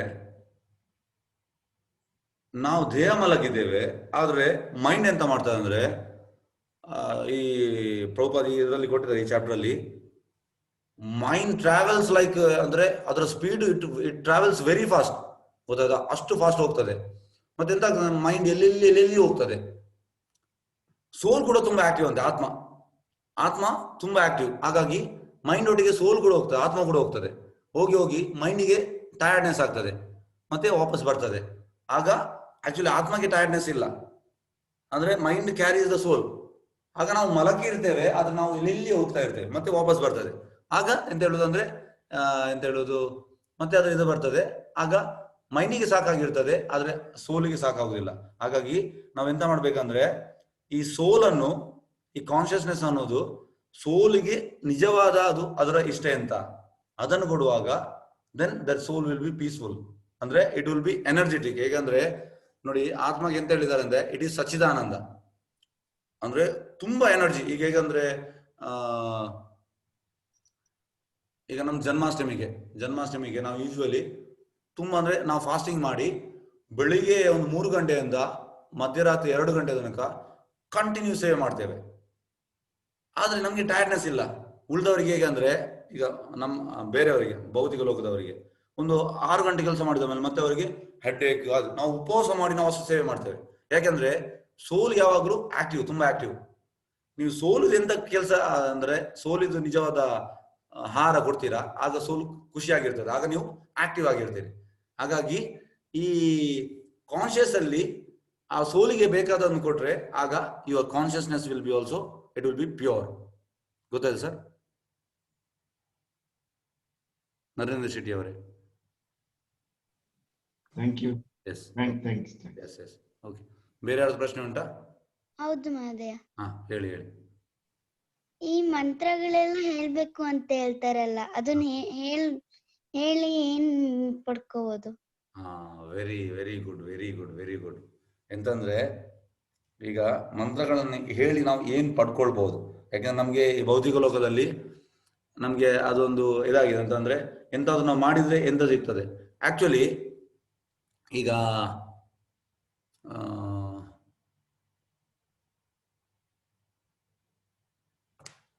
ಈಗ ಒಂದು ತಂದೆದು ಮಗ ಸಪರೇಟ್ ಆಗಿದ್ದಾನೆ, 20 ವರ್ಷದ ತನಕ ಮಗ ಇಲ್ಲ ಅಂದ್ರೆ ಸಪರೇಟ್ ಆಗಿದ್ದಾನೆ, ಹೇಗೋ ಸಪರೇಟ್ ಆಗಿದ್ದಾನೆ. 20 ವರ್ಷ ನಂತರ ಅವನಿಗೆ ಗೊತ್ತಾಗ್ತದೆ ಅವನ ತಂದೆ ಅಲ್ಲಿದ್ದಾರೆ ಅಂತ, ಯಾರೋ ಥ್ರೂ ಅವನಿಗೆ ಗೊತ್ತಾಗ್ತದೆ. ಗೊತ್ತಾದ ಮೇಲೆ ಅವು ಹೋಗುವಾಗ ಹೇಗೆ ಅವನಿಗೆ ಖುಷಿ ಆಗುದಿಲ್ವಾ? ಹರೇ ಕೃಷ್ಣ, ಈ ಪ್ರಶ್ನೆ ಕೇಳಿದ್ದು ಯಾರು ಮಗು? ಹೌದು. ಖುಷಿ ಆಗುದಿಲ್ಲ ಮತ್ತೆ ತಂದೆಯನ್ನು ನೋಡುವಾಗ? ಹೌದು. ಅದೇ ರೀತಿ ನೀನು ಕೂಡ ಈ ಮಂತ್ರವನ್ನು ಹೇಳಿದ ಮೇಲೆ ನಮ್ಮ ಎಲ್ಲರ ತಂದೆ ಕೃಷ್ಣ, ನಾವೀಗ ಕೃಷ್ಣನಿಂದ ಸಪರೇಟ್ ಆಗಿದ್ದೇವೆ. ಮತ್ತೆ ನಾವು ಕೃಷ್ಣನ ನೋಡುವಾಗ ನಮ್ಗೆ ಅಂತ ಖುಷಿ ಸಿಗ್ತದೆ. ಅದಕ್ಕೆ ನಾವು ಅದನ್ನು ಹೇಳ್ಬೇಕು. ಗೊತ್ತಾಯ್ತಾ? ಎಸ್. ಇನ್ನೊಂದು ಪ್ರಶ್ನೆ. Okay yes. ಈ ದೇವ್ರು ಎಲ್ಲ ಇದಾರೆ ಅಂತ ಹೇಗ್ ನಂಬೋದು? Okay okay okay. ಹೇಗೆ ಅಂದ್ರೆ ಈಗ ಅಮೇರಿಕನ್ನು ನೀನ್ ನೋಡಿದ್ಯಾ? ಅಮೇರಿಕ ಅಲ್ಲಿ ಹೋಗಿ ನೋಡಿದ್ಯಾ? ಇಲ್ಲ ಇಲ್ಲ. ಮತ್ತೆ ನೀನ್ ಹೇಗೆ ನಂಬ್ತಾ ಇದೀಯ ಅಮೇರಿಕ ಉಂಟಂತ? ಹೇಳಿದ್ದನ್ನು ಕೇಳ್ತೀವಿ ಅಷ್ಟೇ. ಹೇಳಿದನ್ನು ನೀನ್ ಕೇಳುದು. ಓಕೆ, ನಾವು ಕೂಡ ಶಾಸ್ತ್ರದಲ್ಲಿ ಹೇಳಿದನ್ನು ಕೇಳುದು, ದೇವರಿದ್ದಾರೆ ಅಂತ. ಶಾಸ್ತ್ರದಲ್ಲಿ ಎಲ್ಲ ಮಹಾಜನರು ನೋಡಿದ್ದಾರೆ, ನೋಡಿದವರು ಹೇಳಿದ್ದಾರೆ, ಅವರು ಕೇಳಿದನ್ನು ನಾವು ನಂಬುದು. ಗೊತ್ತಾಯ್ತಾ? ಓಕೆ, ನೀನು ಕೂಡ ನಂಬೋದು. ಆದ್ರೆ ನೀನು ಬಾಕಿ ನಾರ್ಮಲ್ ಜನರು ಕೇಳಿದನ್ನು ನಂಬೋದು, ನೀನು ಅಮೆರಿಕ ಉಂಟಂತ. ನಾನು ಸರಿಯಾದ ಒಂದು ಶುದ್ಧ ಭಕ್ತರು ಹೇಳಿದನ್ನು ನಂಬೋದು. ಹಾಗಾಗಿ ನಿನ್ನ ಕೂಡ ನಂಬಿಕೆ, ನಂದು ಕೂಡ ನಂಬಿಕೆ. ಗೊತ್ತಾಯ್ತಾ? ಗೊತ್ತಾಯ್ತಾ? ಹರೇ ಕೃಷ್ಣ, ಹರೇ ಕೃಷ್ಣ, ಹರೇ ಕೃಷ್ಣ. ಎಸ್. ಬೇರೆ ಯಾವ್ದು ಪ್ರಶ್ನೆ ಉಂಟಾ? ನಮಸ್ಕಾರ, ನನ್ನ ಹೆಸರು ರಾಘವೇಂದ್ರ ಅಂತ. Yes yes. ಈಗ ಮಗು ಹುಟ್ಟಿದ ತಕ್ಷಣ ಎಲ್ಲ ಹೃದಯದಲ್ಲೂ ಆತ್ಮ ಇರತ್ತೆ ಅಂತ ಹೇಳಿದ್ರಿ ಅಲ್ಲ ನೀವು. ಸೊ ಈಗ ಮಗು ಹುಟ್ಟಿದ ತಕ್ಷಣ ಆಕ್ಚುಲಿ ಒಂದ್ 2-3 ವರ್ಷ ತುಂಬಾ ಖುಷಿಯಾಗಿರತ್ತೆ. So the state of the atma ಅವಾಗ ಹೇಗಿರುತ್ತೆ? ಆಮೇಲೆ ನಾವು ಬೆಳೀತಾ ಬೆಳೀತಾ ಆತ್ಮ ಏನಾದ್ರು ಚೇಂಜ್ ಆಗತ್ತಾ, ಅಥವಾ ನಮ್ ಕರ್ಮದಿಂದ ಏನಾದ್ರು ಅದಕ್ಕೆ ಎಫೆಕ್ಟ್ ಆಗತ್ತಾ? ಅದ್ ಸ್ವಲ್ಪ ಆತ್ಮ ಚೇಂಜ್ ಆಗುದಿಲ್ಲ, ಆತ್ಮ ಸೇಮ್. ಆದ್ರೆ ನಮ್ಮ ಎಂತ ಹೇಳುದು, ಸಂಘ ಎಂತ ಆಗ್ತದೆ ಅಂದ್ರೆ ನೋಡಿ, ಈಗ ನಿಮ್ಗೆ ನಾನು ಒಂದು ಒಳ್ಳೆ ಉದಾಹರಣೆ. ಈಗ ಬಿಲಿಯನೇರಿದು ಮಗ, ಒಂದು 5 ವರ್ಷದ ಮಗ, ಅವನನ್ನು ನೀವು ಹೋಗಿ ಒಂದು ಇಲ್ಲಿ ಕನ್ಸ್ಟ್ರಕ್ಷನ್ ಕಂಪನಿಯಲ್ಲಿ ಅವರು ಕನ್ಸ್ಟ್ರಕ್ಷನ್ ಮಾಡ್ತಾರಲ್ಲ, ಕೆಲಸ ಮಾಡ್ತಾರೆ, ಕಾರ್ಮಿಕರು ಮಾಡ್ತಾರಲ್ಲ, ಅವರ ಮಗುವನ್ನು ಒಟ್ಟಿಗೆ ಅಲ್ಲಿ ಬದಿಯಲ್ಲಿ ಇಡ್ತಾರೆ. ರೋಡ್ ಅಂದ್ರೆ ಅವ್ರ ಕೆಲಸದ ಒಟ್ಟಿಗೆ ಅವ್ರು ತರ್ತಾರೆ, ಅಲ್ಲಿ ಅವರನ್ನು ಆಟವಾಡಿಸಿರ್ತಾರೆ. ನೀವು ಆ ಮಗು ಹತ್ರ ಸೇರಿಸಿ, ಅದು ಆಡ್ತದೆ. ಇದೆಲ್ಲ ಮಾಡಿದ್ ನಾವು, ಗೊತ್ತಾಯ್ತಾ? ಆಕ್ಚುಲಿ ಮಗು ಇದ್ದಾಗ ಅದಕ್ಕೆ ಹೇಳುದು, ಮಗುವಲ್ಲಿ ನಾವು ದೇವರು ಕಾಣ್ಬೇಕು. ಯಾಕಂದ್ರೆ ಮಗುವಿಗೆ ಯಾವುದೇ ಎಂತ ಹೇಳುದು ಭೇದ ಭಾವ ಇಲ್ಲ. ಆದ್ರೆ ನಮ್ಗೆ ಭೇದ ಭಾವ ಉಂಟು ಎಲ್ಲ. ನಾವು ಡಿಸ್ಕ್ರಿಮಿನೇಷನ್ ಅಲ್ಲಿ ನಾವು ಮಾಡುದು, ಗೊತ್ತಾಯ್ತಾ? ಹಾಗಾಗಿ ಪ್ರಹ್ಲಾದ್ ಮಹಾರಾಜ್ ಹೇಳ್ತಾರೆ, ಕೌಮಾರಂ ಆಚರಿಸೋ ಪ್ರಜ್ಞೋ, ಯಂಗ್ ಏಜ್ ಅಲ್ಲಿ ನಾವು ಕೃಷ್ಣ ಪ್ರಜ್ಞೆ ತಗೊಳ್ಬೇಕು. ಯಾಕೆಂದ್ರೆ ಆಗ ನಮ್ಗೆ ಯಾವುದೇ ಇರುದಿಲ್ಲ. ಮತ್ತೆ ಎಂತ ಆಗ್ತದೆ ಅಂದ್ರೆ, ನಾವು ಹೇಗೆ ಅಂದ್ರೆ ಒಬ್ಬರು ಇದ್ದಾರೆ, ಅವ್ರು ಹೇಗಂದ್ರೆ ಅವರು ಫೋರ್ಸ್ ಮಾಡಿ, ಮಗುವಿಗೆ ಇಷ್ಟ ಇಲ್ಲ ನಾನ್ ವೆಜ್ ತಿನ್ಲಿಕ್ಕೆ, ಅವರು ಫೋರ್ಸ್ ಮಾಡಿ ನೀವು ತಿನ್ಲೇಬೇಕಂತ. ಹಾಗಾಗಿ ನಾವು ಮಾಡುದು ಅದನ್ನು, ಮಕ್ಕಳನ್ನು ನಮ್ಗೆ ಬೇಕಾದಾಗ ನಾವು ಮಕ್ಕಳನ್ನು ತರುವುದು. ಹಾಗಾಗಿ ಮಕ್ಕಳನ್ನು ನಮ್ಗೆ ಒಳ್ಳೇದು ಕೂಡ ತರ್ಬೋದು, ಕೆಟ್ಟದ್ದು ಕೂಡ ತರ್ಬೋದು. ಇದೆಲ್ಲ ನಮ್ಮ ಕೈಯಲ್ಲಿ ಉಂಟು. ಹಾಗಾಗಿ ಮಗು ಆಕ್ಚುಲಿ ಇಟ್ ಈಸ್ ಪ್ಯೂರ್. ಆದ್ರೆ ಬೆಳ್ತಾ ಬೆಳ್ತಾ ಸಿಚುವೇಶನ್ ಅಲ್ಲಿ ಮತ್ತೆ ನಾವು ಅದಕ್ಕೆ ಆ ಒಂದು ಶಿಕ್ಷಣ ಕೊಡುವುದನ್ನ ಕಾರಣ ಅದು ಇಂಪ್ಯೂರ್ ಆಗ್ತದೆ. ಗೊತ್ತಾಯ್ತು ಸರ್? ರಾಘವೇಂದ್ರ ಸರ್? ಗೊತ್ತಾಯ್ತು. ಬಟ್ ಅದೇ, ಸೊ ಏನ್ ಚೇಂಜ್ ಆಗತ್ತೆ? ಲೈಕ್ ಮಗುವಲ್ಲಿ ಮನಸ್ಸು ಪ್ಯೂರ್ ಆಗಿರುತ್ತೆ, ಆತ್ಮ ವಿಲ್ ಬಿ ಸೇಮ್, ಬಟ್ ಹೋಗ್ತಾ ಹೋಗ್ತಾ ನಮ್ಮ ಮನಸ್ಸು ಕಲ್ಮಶ ಆಗತ್ತೆ ಅಂತ ಹೇಳ್ತಾರೆ. ಅದರಲ್ಲಿ ಮನಸ್ಸು ವಿಲ್ ಬಿ ಪ್ಯೂರ್. ಯಾಕಂದ್ರೆ ಪ್ಯೂರ್ ಮನಸ್ಸಲ್ಲಿ ನಿಮ್ಗೆ ಕೃಷ್ಣ ಪ್ರಜ್ಞೆ it is very easy to take when ನಿಮ್ದು ಅಂದ್ರೆ mind is pure, it is very easy to take Krishna consciousness. ಹಾ, ಗೊತ್ತಾಯ್ತು. ಧನ್ಯವಾದಗಳು. ಬೇರೆ ಯಾವ್ದು ಪ್ರಶ್ನೆ ಉಂಟಾ? ಪ್ರಭುಗಳೇ, ಒಂದು ಕ್ವಶನ್ ಇತ್ತು ನಮ್ಗೆ. ಆಕ್ಚುಲಿ ನಾವು ಕೆಲವೊಮ್ಮೆ ನಮ್ಮ ಡೈಲಿ ಲೈಫ್ ಅಲ್ಲಿ ನಾವು ಏನಾದ್ರೂ ಮಾಡ್ಬೇಕಿದ್ರೆ, ಅಥವಾ ನಾನೊಂದು ಎಕ್ಸಾಂಪಲ್ ಹೇಳ್ತೇನೆ. ಇಲ್ಲಿ ನಮ್ ಹೌಸ್ ಮೇಟ್ ಬರ್ತಾರೆ, ಓಕೆ. ಸೊ ಅವರ ಗಂಡನಿಗೆ ಒಂದು ಅಂದ್ರೆ ಸೆಕೆಂಡ್ ಹ್ಯಾಂಡ್ ಯಾವ್ದಾದ್ರು ಒಂದು ಬೈಕ್ ಬೇಕು ಅಂತ ಹೇಳಿ ಕೇಳಿದ್ರು ನನ್ನ ಹತ್ರ. ಓಕೆ, ನಾನು ಅಂತ ಹೇಳಿದ್ರೆ ನನ್ನ ಮೈಂಡ್ ಅಲ್ಲಿ ಅದು ಇರ್ಲೇ ಇಲ್ಲ. ಮತ್ತೆ ಅವರು ಕೇಳಿದ್ರು, ನೀವು ನೋಡಿದ್ದೀರಾ ಅದು ಇದು ಅಂತ. ನಾನು ಪಟ್ಟ ನನ್ನ ಬಾಯಲ್ಲಿ ಬಂದದ್ದು, ನಾನು ಆಕ್ಚುಲಿ ನನ್ನ ಫ್ರೆಂಡ್ ಹತ್ರ ಕೇಳಿದೆ. ನಾನು ಆಕ್ಚುಲಿ ಅದು ಕೇಳಿರ್ಲಿಲ್ಲ, ಮಾತ್ರ ಅವ್ರಿಗೆ ಬೇಜಾರಾಗಬಾರ್ದು ಅಂತ ಹೇಳಿ ನಾನು ಹೇಳ್ದೆ. ಆದ್ರೆ ನಾನೀಗ ಟ್ರೈ ಮಾಡ್ತಾ ಇದ್ದೇನೆ ಅವ್ರು ಇದಕ್ಕೆ. ಅಂದ್ರೆ ನಾವು ಕೆಲವೊಮ್ಮೆ ನಮ್ಮ ಬಾಯಲ್ಲಿ ಹಿಂಗೆ ನಾವು ಬೇರೆಯವ್ರಿಗೆ ಬೇಜಾರಾಗಬಾರ್ದು ಅಂತೇಳಿ ಒಂದು ಇದು ಹೇಳ್ತೇವೆ, ಒಂದು ಸುಳ್ಳು ಹೇಳ್ತೇವೆ. ಅದು ನಮ್ ಡೈಲಿ ಲೈಫ್ ಅಲ್ಲಿ ಏನಾದ್ರು ಎಲ್ಲಾದ್ರೂ, ಅದು ನಮ್ಮ ಮನೇಲಿ ನಮ್ಮ ಹೆಂಡತಿ ಹತ್ರ ಆಗಿರ್ಬೋದು, ಅಥವಾ ಕೆಲವು ಸಿಚುವೇಶನ್ಸ್ ಇರುತ್ತೆ, ಅವ್ರಿಗೆ ಬೇಜಾರಾಗಬಾರ್ದು ಅಂತೇಳಿ ನಾವು ಏನೋ ಹೇಳ್ತೇವೆ. ಅದು ಎಷ್ಟು ರಿಲೆವೆಂಟ್ ಅಂತ ನೀವು ಒಂದು ಹೇಳ್ತೀರಾ? ನಮ್ಗೆ ಗೊತ್ತಿದೆ ಅದು ತಪ್ಪು ಅಂತ, ಆದ್ರೂ ಅದು ಅವ್ರಿಗೆ ಬೇಜಾರಾಗಬಾರ್ದು ಅಂತೇಳಿ ನಾವು ಆ ತರ ನಡ್ಕೊಡ್ತೇವೆ ಕೆಲವೊಮ್ಮೆ. Yes, okay. ಹೇಗಂದ್ರೆ ನೋಡಿ, ಇದರಲ್ಲಿ ಹೇಗೆ ಹೇಳುದಂದ್ರೆ, ಈಗ ನಮ್ಗೆ ಆಚಾರ್ಯ ಎಂತ ಹೇಳಿದ್ದಾರೆ ಅಂದ್ರೆ, ಈಗ ನಾವು ದೊಡ್ಡ ದೊಡ್ಡ ಎಂತ ಹೇಳುದು, ಈ ಮ್ಯಾಂಗ್ಳೂರಲ್ಲಿ ತುಂಬಾ ಶ್ರೀಮಂತರು ಇರ್ತಾರೆ. ಅವರಿಗೆ ಎಂತ ಆಗ್ತದೆ ಅಂದ್ರೆ, ಅಲ್ಲಿ ಹೋದ ಕೂಡಲೇ ನಮ್ಮನ್ನು ಕರೀತಾರೆ, ಅವರು ಅಂದ್ರೆ ಡೊನೇಷನ್ಗೆ ಕರೀತಾರೆ. ಮತ್ತೆ ಎಂತ ಆಗ್ತದೆ ಅಂದ್ರೆ, ಅಲ್ಲಿ ನಾವು ಹೇಳಿದನ್ನ ಅವ್ರು ಕೇಳ್ಬೇಕು, ಆದ್ರೆ ನಾವು ಹೇಳಿದನ್ನ ಅವ್ರು ಕೇಳುದಿಲ್ಲ, ಅವರೇ ಹೇಳ್ತಾ ಹೋಗುದು ಅವರಿಗೆ ಗೊತ್ತಿದ ಹಾಗೆ. ಆದ್ರೆ ನಮ್ಮನ್ನು ಕರೆದು ನಮ್ಗೆ ಡೊನೇಷನ್ ಕೊಡ್ತಾರೆ, ನಾವೆಂತ ಮಾಡುದು? ಮತ್ತೆ ನಮ್ಮ ಆಚಾರ್ಯ ಹೇಳಿದ್ದಾರೆ, ಆಕ್ಚುಲಿ ನಾವು ಹೇಳ್ಬೇಕು, ಆದ್ರೆ ನಾವು ಹೇಳುದು ಕೇಳಲಿಕ್ಕೆ ಅವ್ರು ರೆಡಿ ಇಲ್ಲ. ಯಾಕಂದ್ರೆ ಅವರು ಸಮಾಜದ ದೊಡ್ಡ ಹುದ್ದೆಯಲ್ಲಿದ್ದಾರೆ. ಹಾಗೆ ಎಂತ ಮಾಡುದು? ನಾವು ಮತ್ತೆ ಸುಮ್ಮನೆ ಬರುದು, ಹಣ ತಗೊಂಡು ಬರುದು. ಆಗ ಕೆಲವು ಸಿಚುವೇಶನ್ ಎಂತ ಆಗ್ತದೆ, ನಮ್ಗೆ ಗೊತ್ತಿದ್ದು ಕೂಡ ನಮ್ಗೆ ಹೇಳಲಿಕ್ಕೆ ಆಗುದಿಲ್ಲ, ಅಂತದೆಲ್ಲ ಸಿಚುವೇಶನ್ ನಮ್ಗೆ ಬರ್ತದೆ. ಆದ್ರೆ ಎಂತ ಮಾಡುದು? We are helpless. ಹೆಲ್ಪ್ಲೆಸ್ ಅಂದ್ರೆ ನಾವು ಬಾಯಿ ತೆಗಿಲಿಕ್ಕೆ ಬಿಡುದಿಲ್ಲ ಅವರು ಮಾತಾಡ್ಲಿಕ್ಕೆ. ಈಗ ನೋಡಿ, ಯಾಕಂದ್ರೆ ನಮ್ಗೆ ಇನ್ನೊಬ್ಬ ಮಾತಾಡ್ಲಿಕ್ಕೆ ಚಾನ್ಸ್ ಕೊಟ್ರೆ ಮಾತ್ರ ಅಲ್ಲ ನಾವು ಮಾತಾಡೋದು, ಅವರೇ ಮಾತಾಡ್ತಾ ಹೋಗ್ತಾರೆ. ಮತ್ತೆ ನಮ್ಮನ್ನು ಕರೆದು ಒಂದು ಹಣ ಕೊಡ್ತಾರೆ, ಅದಕ್ಕೆ ನಾವು ಅಪ್ರಿಷಿಯೇಟ್ ಮಾಡಿ ಹೋಗಿ ಅಲ್ಲಿ ಕೂತ್ಕೊಂಡು ತೆಗಿತೀವಿ. ಆದ್ರೆ ನಮ್ಮನ್ನು ಎಂತ ಮಾತಾಡ್ಲಿಕ್ಕೆ ಬಿಡುದಿಲ್ಲ. ಅವರಿಗೆ ಗೊತ್ತಿದ್ದ ಎಲ್ಲ ಎಂತ ಹೇಳುದು, ಅವರಿಗೆ ಗೊತ್ತಿದ್ದಲ್ಲೆಲ್ಲ ಸ್ವಲ್ಪ ಸ್ವಲ್ಪ ಹೇಳ್ತಾರೆ. ಮತ್ತೆ ಹಾಗೆ ಈಗೆಲ್ಲ ಆಗ್ತದೆ, ಸಿಚುವೇಶನ್ ಆಗ್ತದೆ. ಆದ್ರೆ ನಮ್ಮ ಆಚಾರ್ಯ ಹೇಳಿದ್ದಾರೆ, ಅವ ನಿಮ್ಮನ್ನು ಕರೆದು ಕೊಡ್ತಾ ಇದ್ದಾನಲ್ಲ, ನೀನು ಹೋಗದಿದ್ರೆ ತಪ್ಪಾಗ್ತದೆ. ಹಾಗಾಗಿ ನಾವು ಡೊನೇಷನ್ ತಗೊಳ್ಳಿಕ್ಕೆ ಹೋಗ್ತೇವೆ ಅಲ್ಲಿ, ಯಾಕೆಂದ್ರೆ ಅವ ಅಷ್ಟು ಕರೆದು ನಮ್ಮನ್ನು ಇದು ಮಾಡುವಾಗ. ಹಾಗಾಗಿ ಎಂತ ಆಗ್ತದೆ ಅಂದ್ರೆ, ಕೆಲವೊಮ್ಮೆ ಆ ಸಿಚುವೇಶನ್ ಬರ್ತದೆ, ನಮ್ಗೆ ಗೊತ್ತಿದ್ರು ಕೂಡ ನಾವು ಹೇಳದೆ, ಅಂದ್ರೆ ನಾವು ಕೂಡ ಅವರಿಗೆ ಪ್ರೀಚ್ ಮಾಡ್ಬೇಕು, ಆದ್ರೆ ನಮ್ಮನ್ನು ಪ್ರೀಚ್ ಮಾಡ್ಲಿಕ್ಕೆ ಬಿಡುದಿಲ್ಲ ಅವರು. ಅಂದ್ರೆ ಅವ್ರು ಎಂತ ಎಣಿಸ್ತದೆ ಅಂದ್ರೆ, ಈಗ ಎಂತ ಹೇಳುದು ಅಂದ್ರೆ, ಕುಂತಿಮಾರನಿ ಕೂಡ ಹೇಳುದು, ಭಾಗವತಮಲ್ಲಿ ಉಂಟು, ನಮ್ಗೆ ಇದು ಒಳ್ಳೆ ಜನ್ಮ, ಒಳ್ಳೆ ರೂಪ, ಮತ್ತೆ ಒಳ್ಳೆ ಹಣ ಎಲ್ಲ ಇದ್ರೆ ನಮ್ಗೆ ಎಂತ ಹೇಳುದು, ಕೃಷ್ಣನನ್ನು ಮರಿಲಿಕ್ಕೆ ತುಂಬಾ ಚಾನ್ಸ್ ಉಂಟು. ಹಾಗಾಗಿ ಆದ್ರೂ ಕೂಡ ಅವ್ರು ಕೃಷ್ಣನನ್ನು ಮರಿಲಿಲ್ಲ, ಆದ್ರೆ ಅವರಿಗೆ ಫಿಲಾಸಫಿ ಗೊತ್ತಿಲ್ಲ ಕೃಷ್ಣ ಪ್ರಜ್ಞೆ ಬಗ್ಗೆ. ಆದ್ರೆ ಒಂದು ಹೆಲ್ಪ್ ಮಾಡ್ಬೇಕಂತ ಎಂತ ಹೇಳುದು, ಅವರು ಪಾಪದವರಿಗೆ ಕೂಡ ಹೆಲ್ಪ್ ಮಾಡ್ತಾರೆ ಎಂತ ಹೇಳುದು ಇದಕ್ಕೆ ದಾನ ಎಲ್ಲ ಮಾಡುದುಂಟು. ಆ ರೀತಿ ಅವರು ನಮ್ಮನ್ನು ಕರೆದು ದಾನ ಮಾಡ್ತಾರೆ, ಮತ್ತೆ ನಾವು ತಗೊಳ್ತೇವೆ. ಎಂತ ಮಾಡುದು? We are helpless.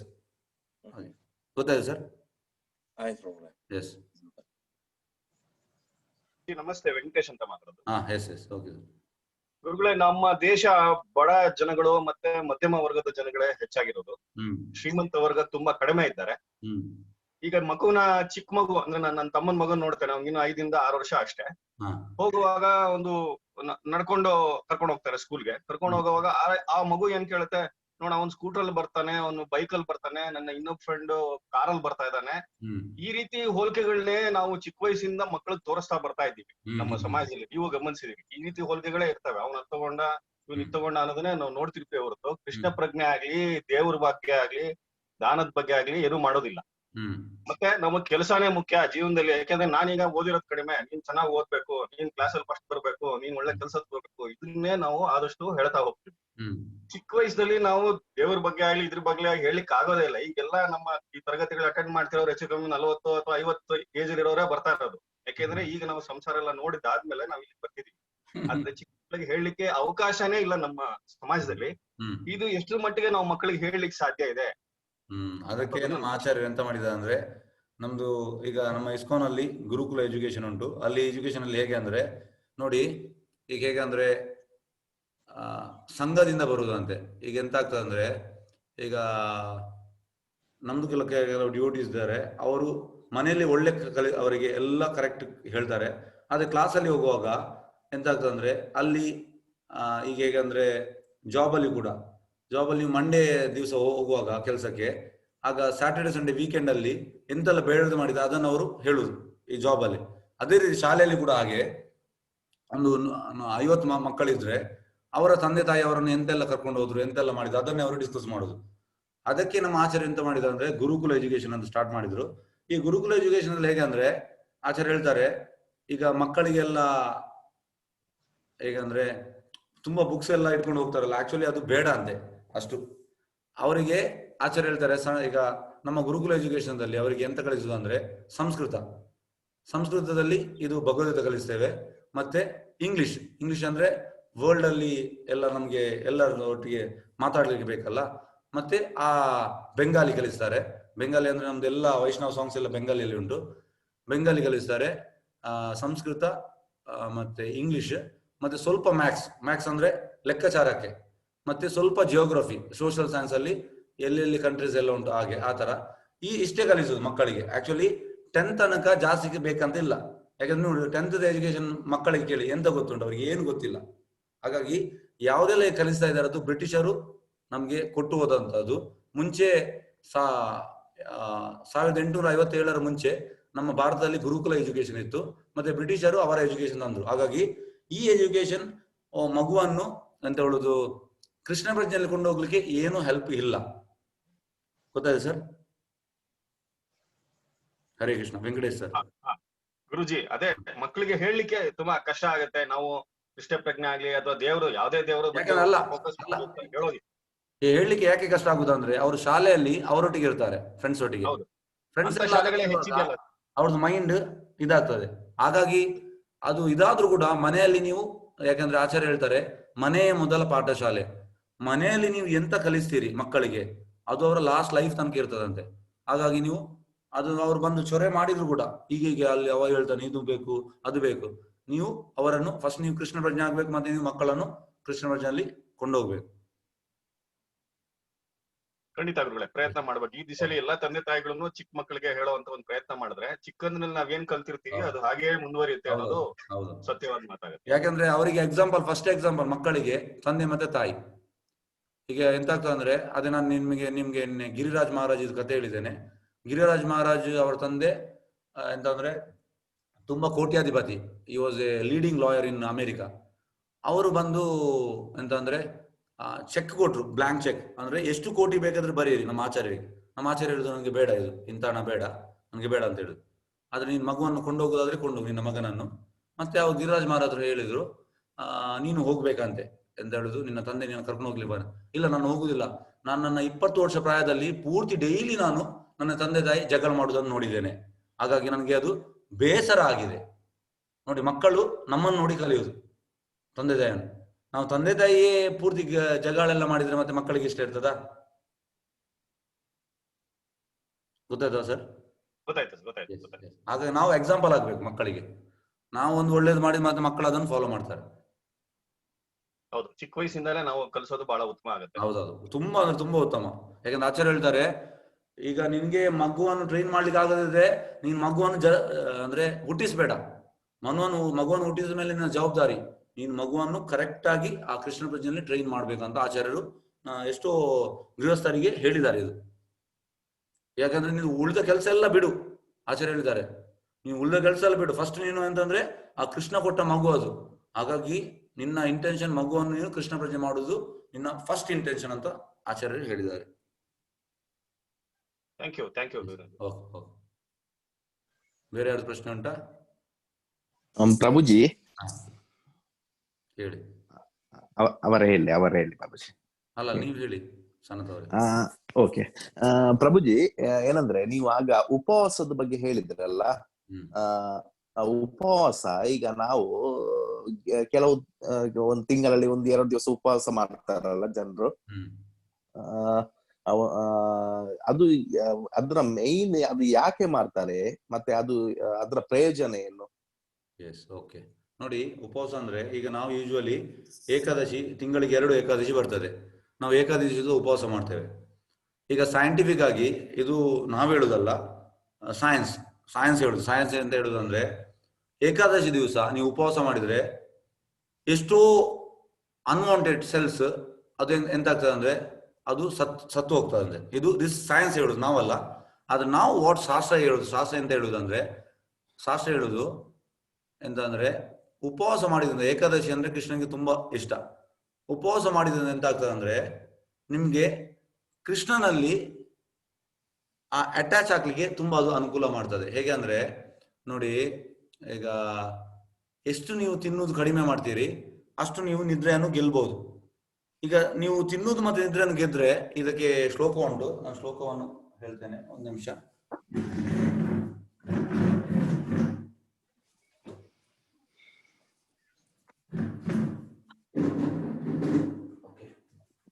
ಈ ಉಪದೇಶಾಮೃತ ಅಂತ ರೂಪ ಗೋಸ್ವಾಮಿ ಒಂದು ಬರೆದಿದ್ದಾರೆ, ಅದರಲ್ಲಿ 11 ಶ್ಲೋಕ ಉಂಟು. ಮೊದಲನೇ ಶ್ಲೋಕ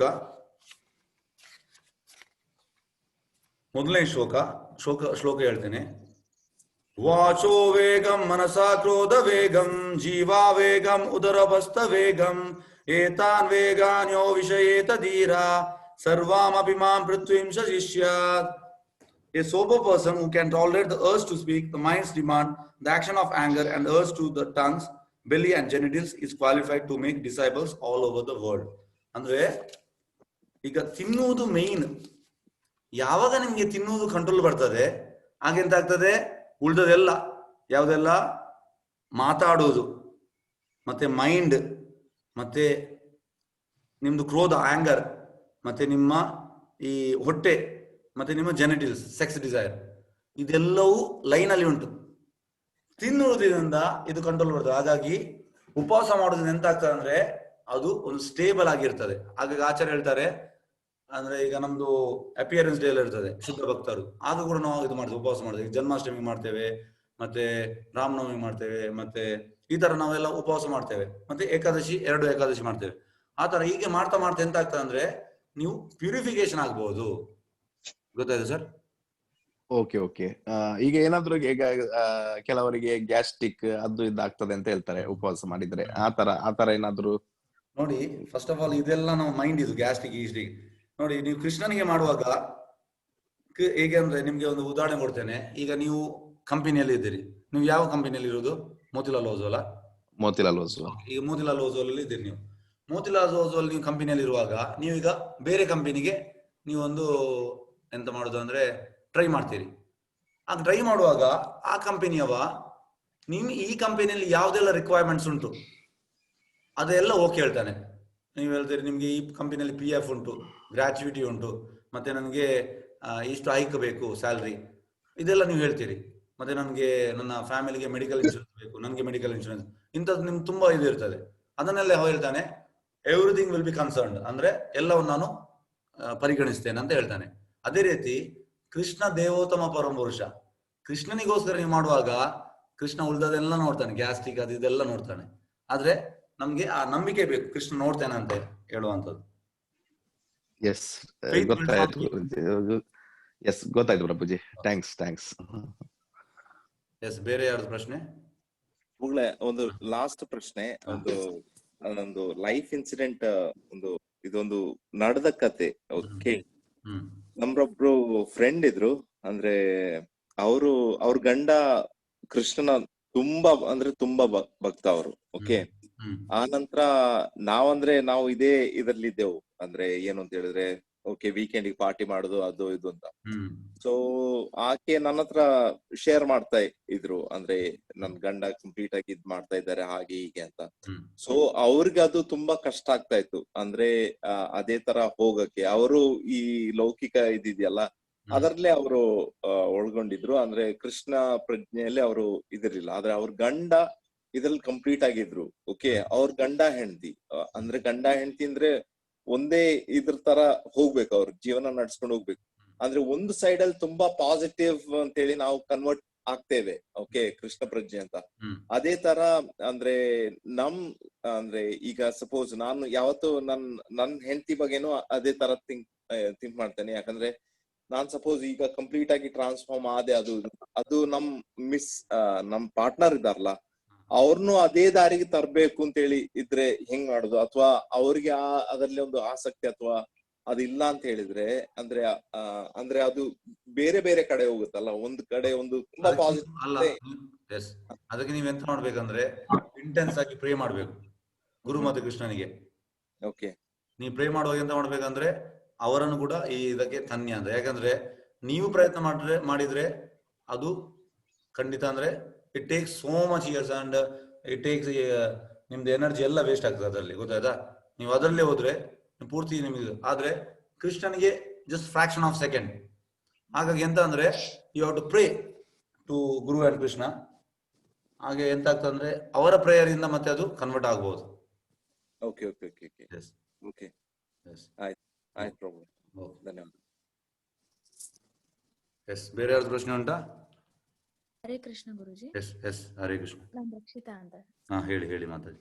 ಗುರುಜಿ, ಈಗ ಹೇಳ್ತಾರಲ್ಲ ನಾವು ನಮ್ ಕರ್ಮ ಏನಿದೆ, ಕರ್ಮ ಯುಗದಲ್ಲಿ ಕರ್ಮ ಮಾಡ್ಕೊಂಡು ಹೋಗ್ಬೇಕು, ಆದ್ರೆ ಫಲಾಪೇಕ್ಷೆನೆಲ್ಲ ತ್ಯಜಿಸ್ಬೇಕು ಅಂತ ಹೇಳ್ತಾರೆ. ಆದ್ರೆ ನಾವು ನಿಜವಾಗ್ಲೂ ನೋಡಿದಾಗ ನಮ್ದು 100% ಎಫರ್ಟ್ಸ್ ಯಾವ್ದಾದ್ರು ಒಂದ್ ಕೆಲ್ಸಕ್ಕೆ ಹಾಕ್ತಿದೀವಿ ಅಂತ ಅಂದ್ರೆ ಎಲ್ಲೋ ಒಂದು ಎಳ್ಳಷ್ಟಾದ್ರೂ ನಮ್ಗೆ ಅದ್ರ ಮೇಲೆ ಅಪೇಕ್ಷೆ ಇರುತ್ತೆ, ಹಿಂಗಾದ್ರೆ ಒಳ್ಳೇದಪ್ಪ ಅಂತ. For example non student, non full ನನ್ನ ಎಫರ್ಟ್ಸ್ ಹಾಕಿ ಎಕ್ಸಾಮ್ ಬರೀತಿದೀನಿ ಅಂತಂದ್ರೆ ನಾನು ಎಕ್ಸ್ಪೆಕ್ಟ್ ಮಾಡಿರೋ ಎಕ್ಸ್ಪೆಕ್ಟೇಷನ್ ಇದ್ದೇ ಇರುತ್ತೆ, ನಂಗೆ ಇಷ್ಟು ಮಾರ್ಕ್ಸ್ ಬರುತ್ತೆ ಅಂತ. ಈಗ ಒಂದ್ ವೇಳೆ ಅಷ್ಟು ಮಾರ್ಕ್ಸ್ ಬಂದಿಲ್ಲ ಅಂತ ಅಂದ್ರೆ ನಾನ್ ವಾಪಸ್ ಹೋಗಿ ಅವ್ರಿಗೆ ಕೇಳ್ಬೇಕು ಅಥವಾ ವಾಪಸ್ ರಿವ್ಯಾಲ್ಯೂಯೇಷನ್ ಹಾಕ್ಬೇಕು ಅಂತ ಅನ್ಕೋತೀನಿ. ಆದ್ರೆ ನಾನ್ ಇದನ್ ಫಲಾಪೇಕ್ಷಿತ ಕರ್ಮಗಳು ಇರಬಾರ್ದು ಅಂತ ಕೇಳಿರ್ತೀವಿ. ಅವಾಗ ನಾನ್ ವಾಪಸ್ ರಿವ್ಯಾಲ್ಯೂಯೇಷನ್ ಹಾಕಿದ್ರೆ ನಾನೆಲ್ಲೋ ಸಂತೃಪ್ತಿ ಇಲ್ಲ ನನ್ ಕೆಲ್ಸದ ಜೊತೆ ಅಂತ ಅಂದಂಗಾಗುತ್ತೆ. ಅದು ಕೃಷ್ಣ ಪ್ರಜ್ಞೆ ವಿರುದ್ಧ ಅನ್ಸಲ್ವಾ ಅಂತ. ಓಕೆ, ಇದನ್ನ ನೀವು ಹೇಗೆ ಹೇಳ್ಬೇಕು ಅಂದ್ರೆ ಈಗ ಒಂದು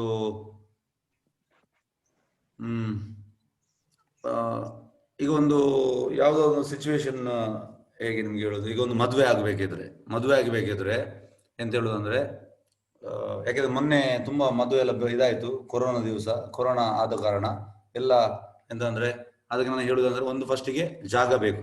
ಅವರು ಕಲ್ಯಾಣ ಮಂಟಪ ಇದು ನೋಡಿದ್ದಾರೆ, ಮತ್ತೆ ಮದುವೆ ಆಗೋರು ಬೇಕು, ಅವ್ರು ಕೂಡ ರೆಡಿ ಆಗಿದ್ದಾರೆ. ಮತ್ತೆ ಎಂತಂದ್ರೆ ಎಲ್ಲ ಎಂತ ಹೇಳುದು ರಾ ಮೆಟೀರಿಯಲ್ಸ್ ಬೇಕು, ಅದೆಲ್ಲ ಕೂಡ ವ್ಯವಸ್ಥೆ ಮಾಡಿದ್ದಾರೆ. ಮತ್ತೆ ಅವರು ಎಫರ್ಟ್ ಹಾಕಿದ್ದಾರೆ, ಎಂಡೆವರ್. ಲಾಸ್ಟ್ ಇದು ಕೃಷ್ಣ ಬೇಕು, ಯಾವುದು ಅದಕ್ಕೆ ದೇವರದ್ದು ಸಹಾಯ ಬೇಕು.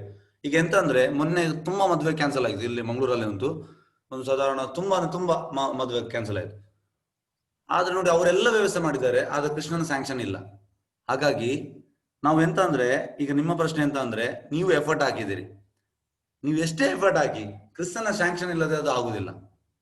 ಗೊತ್ತಾಯ್ತಾ ಮಾತಾಜಿ? ಹಾ ಗುರುಜಿ, ಆದ್ರೆ ಅಲ್ಲ ನೋಡಿ, ಈಗ ನೋಡಿ ನೀವೆಂತ ಎಣಿಸೋದಂದ್ರೆ ನೀವು ಕಷ್ಟಪಟ್ಟಿದ್ದೀರಿ, ನೀವು ಒಳ್ಳೆ ಬರ್ದಿದ್ದೀರಿ, ನಿಮ್ಮ ಇದು ಇಲ್ಲ ವಿಷಯ ಅಷ್ಟೇ.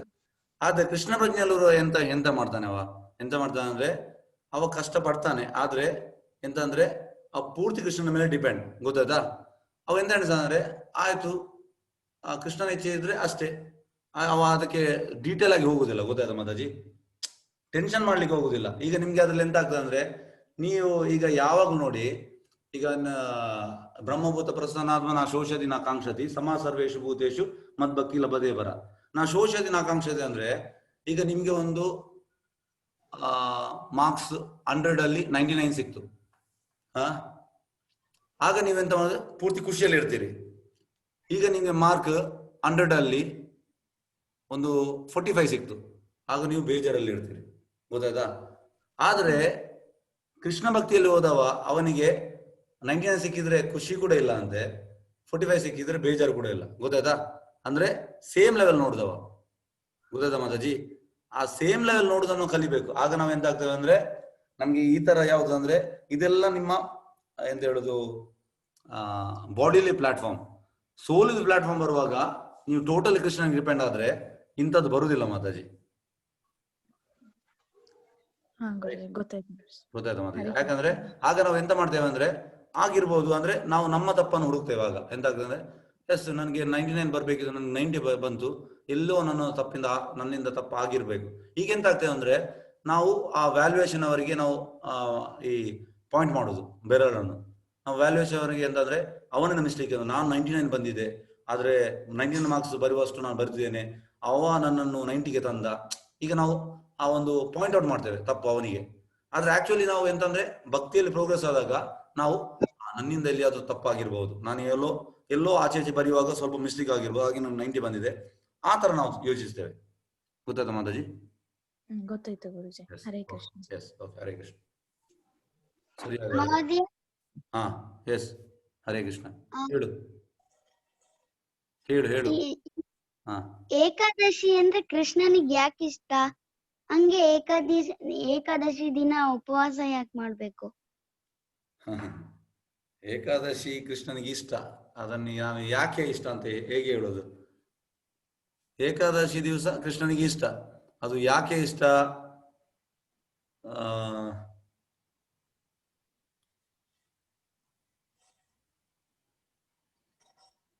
ನೋಡಿ, ಭಗವದ್ಗೀತೆ ಕೂಡ ಕೃಷ್ಣ ಹೇಳಿದ್ದು ಮೋಕ್ಷದ ಏಕಾದಶಿ ದಿವಸ.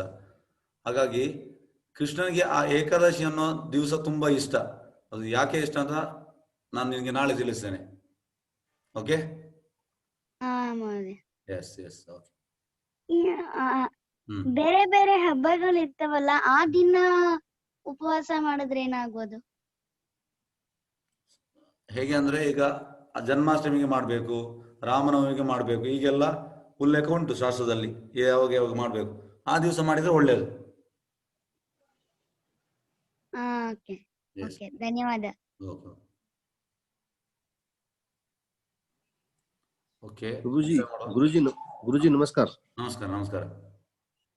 ಆಕ್ಚುಲಿ ಒಂದ್ 15 ವರ್ಷ ಹಿಂದೆ ಇಸ್ಕಾನ್ಗೆ ಹೋದಾಗ ನಾನು ನಮ್ಮ ತಾಯಿ ತುಂಬಾ ಭಕ್ತರು, ಕೃಷ್ಣನ್ ಭಕ್ತರು. ಅವಾಗ ಇಂದ ನಮ್ ತಾಯಿ ಹೇಳ್ತಿರ್ತಾರೆ, ನಾನು ಕೃಷ್ಣನ್ ನೋಡಿದೀನಿ, ನಾನು ಕೃಷ್ಣ ಜೊತೆ ಮಾತಾಡ್ತೀನಿ ಬೆಳಿಗ್ಗೆ 5 ಗಂಟೆಗೆ, ಹಿಂಗೆಲ್ಲ ಹೇಳ್ತಿರ್ತಾರೆ. ಬಟ್ ಏನಂದ್ರೆ ನಾವೆಲ್ಲ ಆಚೆಗೀಚೆ ಹೋಗುವಾಗ ಆ ಬೆಕ್ಕು ಬಂದ್ರೆ ಸ್ವಲ್ಪ ಹೋಗ್ಬೇಡ, ರಾವು ಕಾಲ ದಿವಸ ಒಳ್ಳೆ ಕೆಲಸ ಮಾಡ್ಬೇಡ ಅಂತ ಯಾಕೆ ಹೇಳ್ತಾರೆ ನಮ್ ತಾಯಿ? ನಮ್ ತಾಯಿ ಹೇಳೋದು she is a devotee of Lord Krishna. But ಅವ್ರೇನಂದ್ರೆ ನನಗೆ ಹೇಳೋದು, ಬೆಕ್ಕು ಮುಂದೆ ಬಂದ್ರೆ ಹೋಗ್ಬೇಡ, ನಿಂತು ಬಿಟ್ಟು ಹೋಗು, ಮತ್ತೆ ರಾವು ಕಾಲ ಬಂದಾಗ ಅಂತ ಟೈಮಲ್ಲಿ ನೀನ್ ಒಳ್ಳೆ ಕೆಲಸ ಮಾಡ್ಬೇಡ ಅಂತ ಹೇಳ್ತಾರೆ. ಎಲ್ಲಾ ಕಾಲ ಒಂದೇ ಅಲ್ವಾ? ಎಸ್, ಅದೇ ಎಲ್ಲ ಕಾಲ ಒಂದೇ. ನಾವು ಅದನ್ನು ಜಾಸ್ತಿಯಾಗಿ ಫಾಲೋ ಮಾಡುದಿಲ್ಲ ಸರ್, ಹಾಗೆ ನಂಗೆ ಗೊತ್ತಿಲ್ಲ ಅದ್ರ ಬಗ್ಗೆ. ಬೆಕ್ಕಿದು ಮತ್ತೆ ರಾವು ಕಾಲ ಇದೆಲ್ಲ ನಾವು ಫಾಲೋ ಮಾಡುದಿಲ್ಲ ಜಾಸ್ತಿಯಾಗಿ. ಯಾಕಂದ್ರೆ ನಾನು ಕೃಷ್ಣನ ಹೆಸರು ತಗೊಂಡು ಎಲ್ಲಾದ್ರೂ ಹೋಗ್ಬೋದು, ಏನಾದ್ರು ಶ್ರೀಕೃಷ್ಣ ಯಾವಾಗ್ಲೂ ಇರ್ತಾನೆ 24/7 ನಮ್ ಹಿಂದೆ. ಕೃಷ್ಣ ಜಪ ಮಾಡಿದ್ರೆ ನಮ್ ತಾಯಿ ಎಲ್ಲಾ ಕೃಷ್ಣ ಕಾಣ್ತಾನೆ ಅಂತ ಹೇಳ್ತಿರ್ತಾರೆ. ಇಲ್ಲ, ನಾನ್ ಮಾತಾಡ್ತಿರ್ತೀನಿ ಕೃಷ್ಣನ್ ಜೊತೆ, ಕೃಷ್ಣ ಬರ್ತಾನೆ ನನ್ಗೆ ಅಂತ ಹೇಳ್ಬಿಟ್ಟು 15 ವರ್ಷ ಹಿಂದೆ ಇಸ್ಕಾನ್ ಹೋದಾನಿಂದ ಕಂಟಿನ್ಯೂಸ್ಲಿ ಅವ್ರು ಪೂಜೆ ಮಾಡೋದು, ಕೃಷ್ಣನ್ ಇದು ಜಪ ಮಾಡೋದು ಮಾಡ್ತಿರ್ತಾರೆ. ಬಟ್ ಹೇಳ್ತಿರ್ತಾರೆ, ನಾನ್ ಮಾತಾಡ್ದೆ ಕೃಷ್ಣನ್ ಜೊತೆ ಬಂದಿದ್ರು, ನಾನ್ ಮಾತಾಡ್ದೆ ಅಂತ ಹೇಳ್ತಿರ್ತಾರೆ ಅವರು. ಬಟ್ ಏನಂದ್ರೆ ಇದೆರಡು ವಿಷಯ ಮಾತ್ರ ನನಗೆ ಕ್ಲಿಯರ್ ಆಗಿ ಹೇಳಿಲ್ಲ ಅವರು, ಅದಕ್ಕೆ ನಾನು ನಿಮ್ಮನ್ನ ಕೇಳ್ತಾ ಇದ್ದೀನಿ. ಮಾತ್ರ ಕೃಷ್ಣನ್ ಮಾತಾಡೋದು ಸುಲಭದ ಕೆಲಸ ಅಲ್ಲ ಸರ್. ಕೃಷ್ಣನ್ ಮಾತಾಡೋದು ಎಂತ ಅಂದ್ರೆ ನೋಡಿ, ಹೇಗಂದ್ರೆ ಅವ್ರು ಮಾತಾಡ್ತಿರ್ತಾರೆ, ಹಾಗೆ ಮಾತಾಡ್ಲಿಕ್ಕೆ ಆಗುದಿಲ್ಲ. ಅದು ಎಂತ ಹೇಳೋದಂದ್ರೆ ಹೇಗೆ ಅಂದ್ರೆ ನೋಡಿ, ಈಗ ಒಬ್ಬ ಜಪ ಮಾಡ್ತಾ ಇದ್ದು ಅವ ಎಂತ ಮಾಡ್ತಾನೆ ಅಂದ್ರೆ ಮೈಂಡ್ ಅಲ್ಲಿ ಎಂತ ಮಾಡುದು ಅಂದ್ರೆ ಜಪ ಮಾಡುವಾಗ ಪೂರ್ತಿ ಕೂಗುವಾಗೆ ಮಾಡ್ತಾನೆ, ಗೊತ್ತಾದ ಮೈಂಡ್ ಅಲ್ಲಿ. ಮತ್ತೆ ಕೂಗಿ ಅವ ಬೀಳ್ತಾನೆ. ಜನರಲ್ಲಿ ಅಂತ ಹೇಳುದು ಎಂತ ಎನಿಸುದು, ಅವ ಎಕ್ಸ್ಟ್ರೆಸ್ ಅಲ್ಲಿ ಕೂಗಿ ಬಿದ್ದದ ಅಂತ. ಆಕ್ಚುಲಿ ಮೈಂಡ್ ಅಲ್ಲಿ ಹಾಗೆ ತರುವುದು. ಅದೇ ರೀತಿ ಕೃಷ್ಣನನ್ನು ನೋಡುದು ಸುಲಭದ ಕೆಲಸ ಅಲ್ಲ, ಅದು ಸುಲಭದ ಕೆಲಸ ಅಲ್ಲ. ಯಾಕಂದ್ರೆ ಕೃಷ್ಣನನ್ನು ಹಾಗೆ ಕಂಡವರು ತುಂಬಾ ಕಡಿಮೆ, ಅದು ಶಾಸ್ತ್ರದಲ್ಲಿ ಉಂಟು. ಹಾಗೆ ಕೃಷ್ಣ ಎಂತ ಹೇಳುದು ಬಂದವ್ರು ಮಾತಾಡುದಿಲ್ಲ, ನನ್ಗೆ ಗೊತ್ತಿಲ್ಲ ಅದು. ಬಟ್ ಅವ್ರಿಗೆ ತುಂಬಾ ಭಕ್ತಿ ಇದೆ ಮೊದ್ಲಿಂದಾನೇ. ಬೇರೆ ವಿಷಯ. ಹರೇ ಕೃಷ್ಣ ಹರೇ ಕೃಷ್ಣ ಕೃಷ್ಣ ಕೃಷ್ಣ ಅದು ಇರ್ಲಾರ್ದೆ ಹೋಗೋದಿಲ್ಲ. ನೋಡಿ ಹೇಗೆ ಅಂದ್ರೆ ಆಚಾರ್ಯ ಹೇಳ್ತಾರೆ, ಫಲೇನ ಪರಿಷತ್ ಅಂದ್ರೆ ಈಗ ಅವೇ ಎಂತಾದ್ರು ಹೇಳಿದ್ರೆ ಅವನ ಅಲ್ಲಿ ಗೊತ್ತಾಗ್ಬೇಕಂದ್ರೆ ಸಿಂಪ್ಟಮ್ಸ್ ಬರ್ಬೇಕು. ಈಗ ಹೇಗಂದ್ರೆ 9 ಸ್ಟೇಜಸ್ ಉಂಟು. ಶ್ರದ್ಧೆಯಿಂದ ಲಾಸ್ಟಿಗೆ ಪ್ರೇಮ, ಈ 9 ಪ್ರೊಸೆಸ್ ಭಕ್ತಿದು. ಹಾಗಾಗಿ ಆ ಪ್ರೇಮ ಸ್ಟೇಜ್ ಅಲ್ಲಿ ಕಾಣೋದು. ನಾವೀಗ ಶ್ರದ್ಧಾ ಸ್ಟೇಜ್ ಅಲ್ಲಿ ಇದು ನಾವು ಕೃಷ್ಣ ಅಂತ ಮಾತಾಡ್ತೇವೆ ಅಂದ್ರೆ ಹೇಳಿದ್ರೆ ಅದು ಸರಿಯಲ್ಲ. ಎಷ್ಟೋ ಇನ್ಸ್ಟೆಂಟ್ ಯಾವ್ದು ಕೆಲಸ ಆಗ್ಲಾರ್ದೆಲ್ಲ ಅವ್ರ ಹೆಸರು ತಗೊಂಡ್ರೆ ಆಗ್ಬಿಡುತ್ತೆ. ಎಕ್ಸಾಂಪಲ್ ಕಾಣ್ಲಿಕ್ಕೆ ಪ್ರೇಮ ಸ್ಟೇಜ್ ಅಲ್ಲಿ ಮಾತ್ರ ಚಾನ್ಸ್, ಭಾಗ್ಯ ಸ್ಟೇಜ್ ಅಲ್ಲಿ ಕಾಣ್ಲಿಕ್ಕೆ ಚಾನ್ಸ್ ಇಲ್ಲ. ಹಾಗಾಗಿ ಅದು ನನಗೆ ಸರಿ ಕಾಣುದಿಲ್ಲ ಕೃಷ್ಣ ಅಂತ ಮಾತಾಡುದು. ಎಸ್, ಹೋಗ್ಲಿ. ಓಕೆ ಗುರುಜಿ, ಓಕೆ, ಆಯ್ತು. Thank you. ಮುಕ್ತಾಯ ಮಾಡುವ. ವಾಂಚಾ ಕಲ್ಪತರುಭ್ಯಶ್ಚ ಕೃಪಾ ಸಿಂಧುಭ್ಯೇವ ಪಾವನೇಭ್ಯೋ ವೈಷ್ಣವೇಭ್ಯೋ ನಮೋ ನಮಃ. ಅನಂತ ಕೋಟಿ ವೈಷ್ಣವೃಂದ ಕಿ ಜೈ. ನಾಮಾಚಾರ್ಯ ಶ್ರೀ ಹರಿದಾಸ್ ಠಾಕೂರ್ ಕಿ ಜೈ.